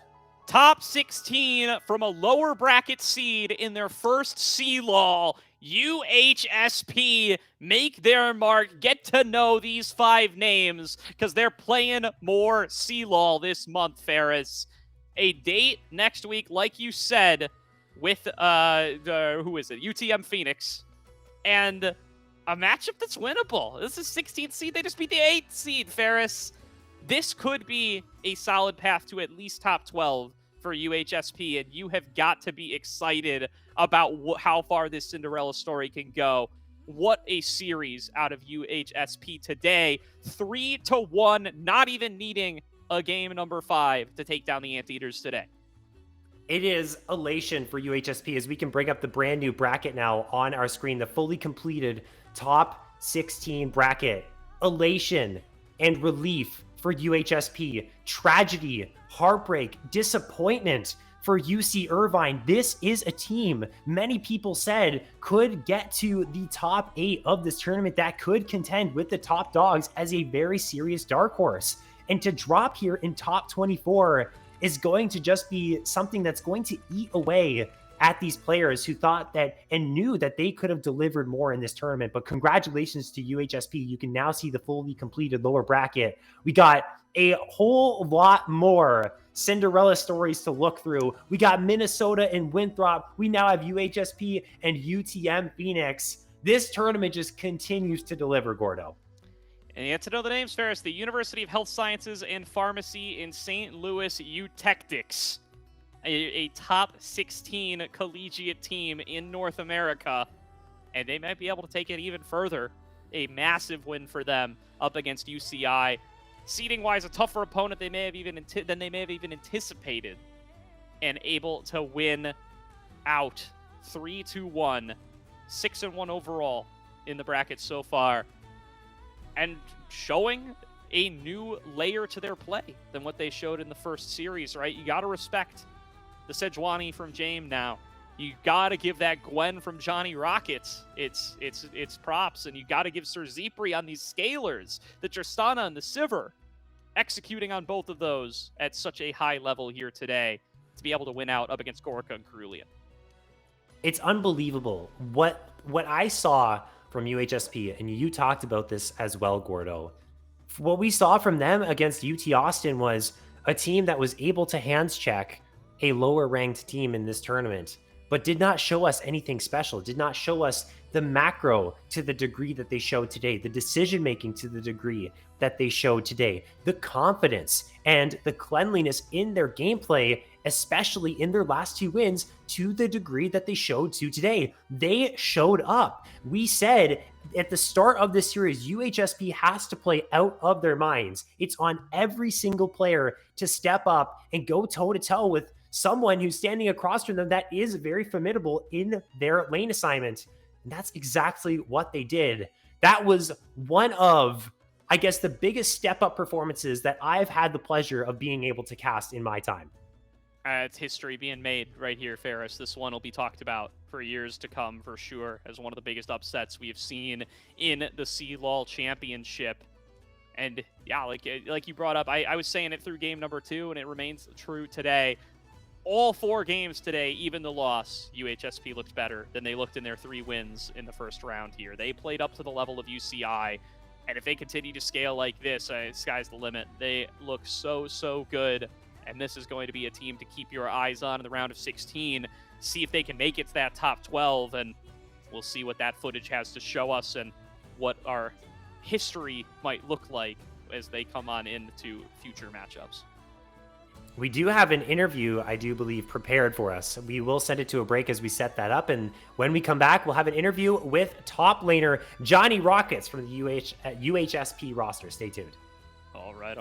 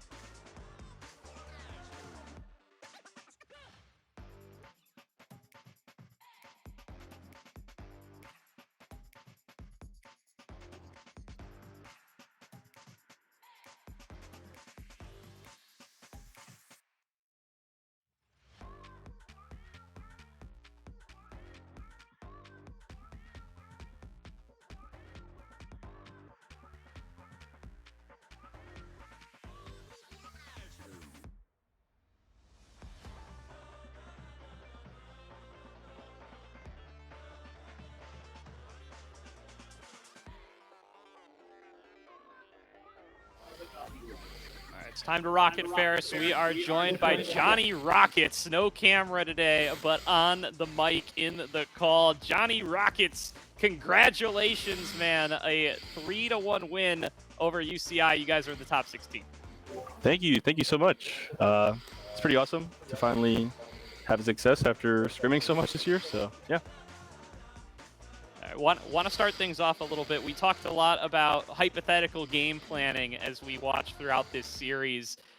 How did you guys get ready for the matchup up against the UCI that you showed us here today? And did you feel like you had a really, really crisp game plan coming on in, or were you figuring things out along the way?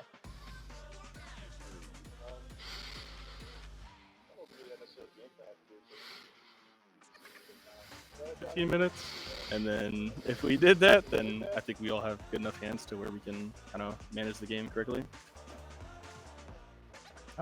Specifically for like preparation, we definitely did watch the Northwood series because I thought it was really good, and then after that we kind of just worked on bands and then went from there.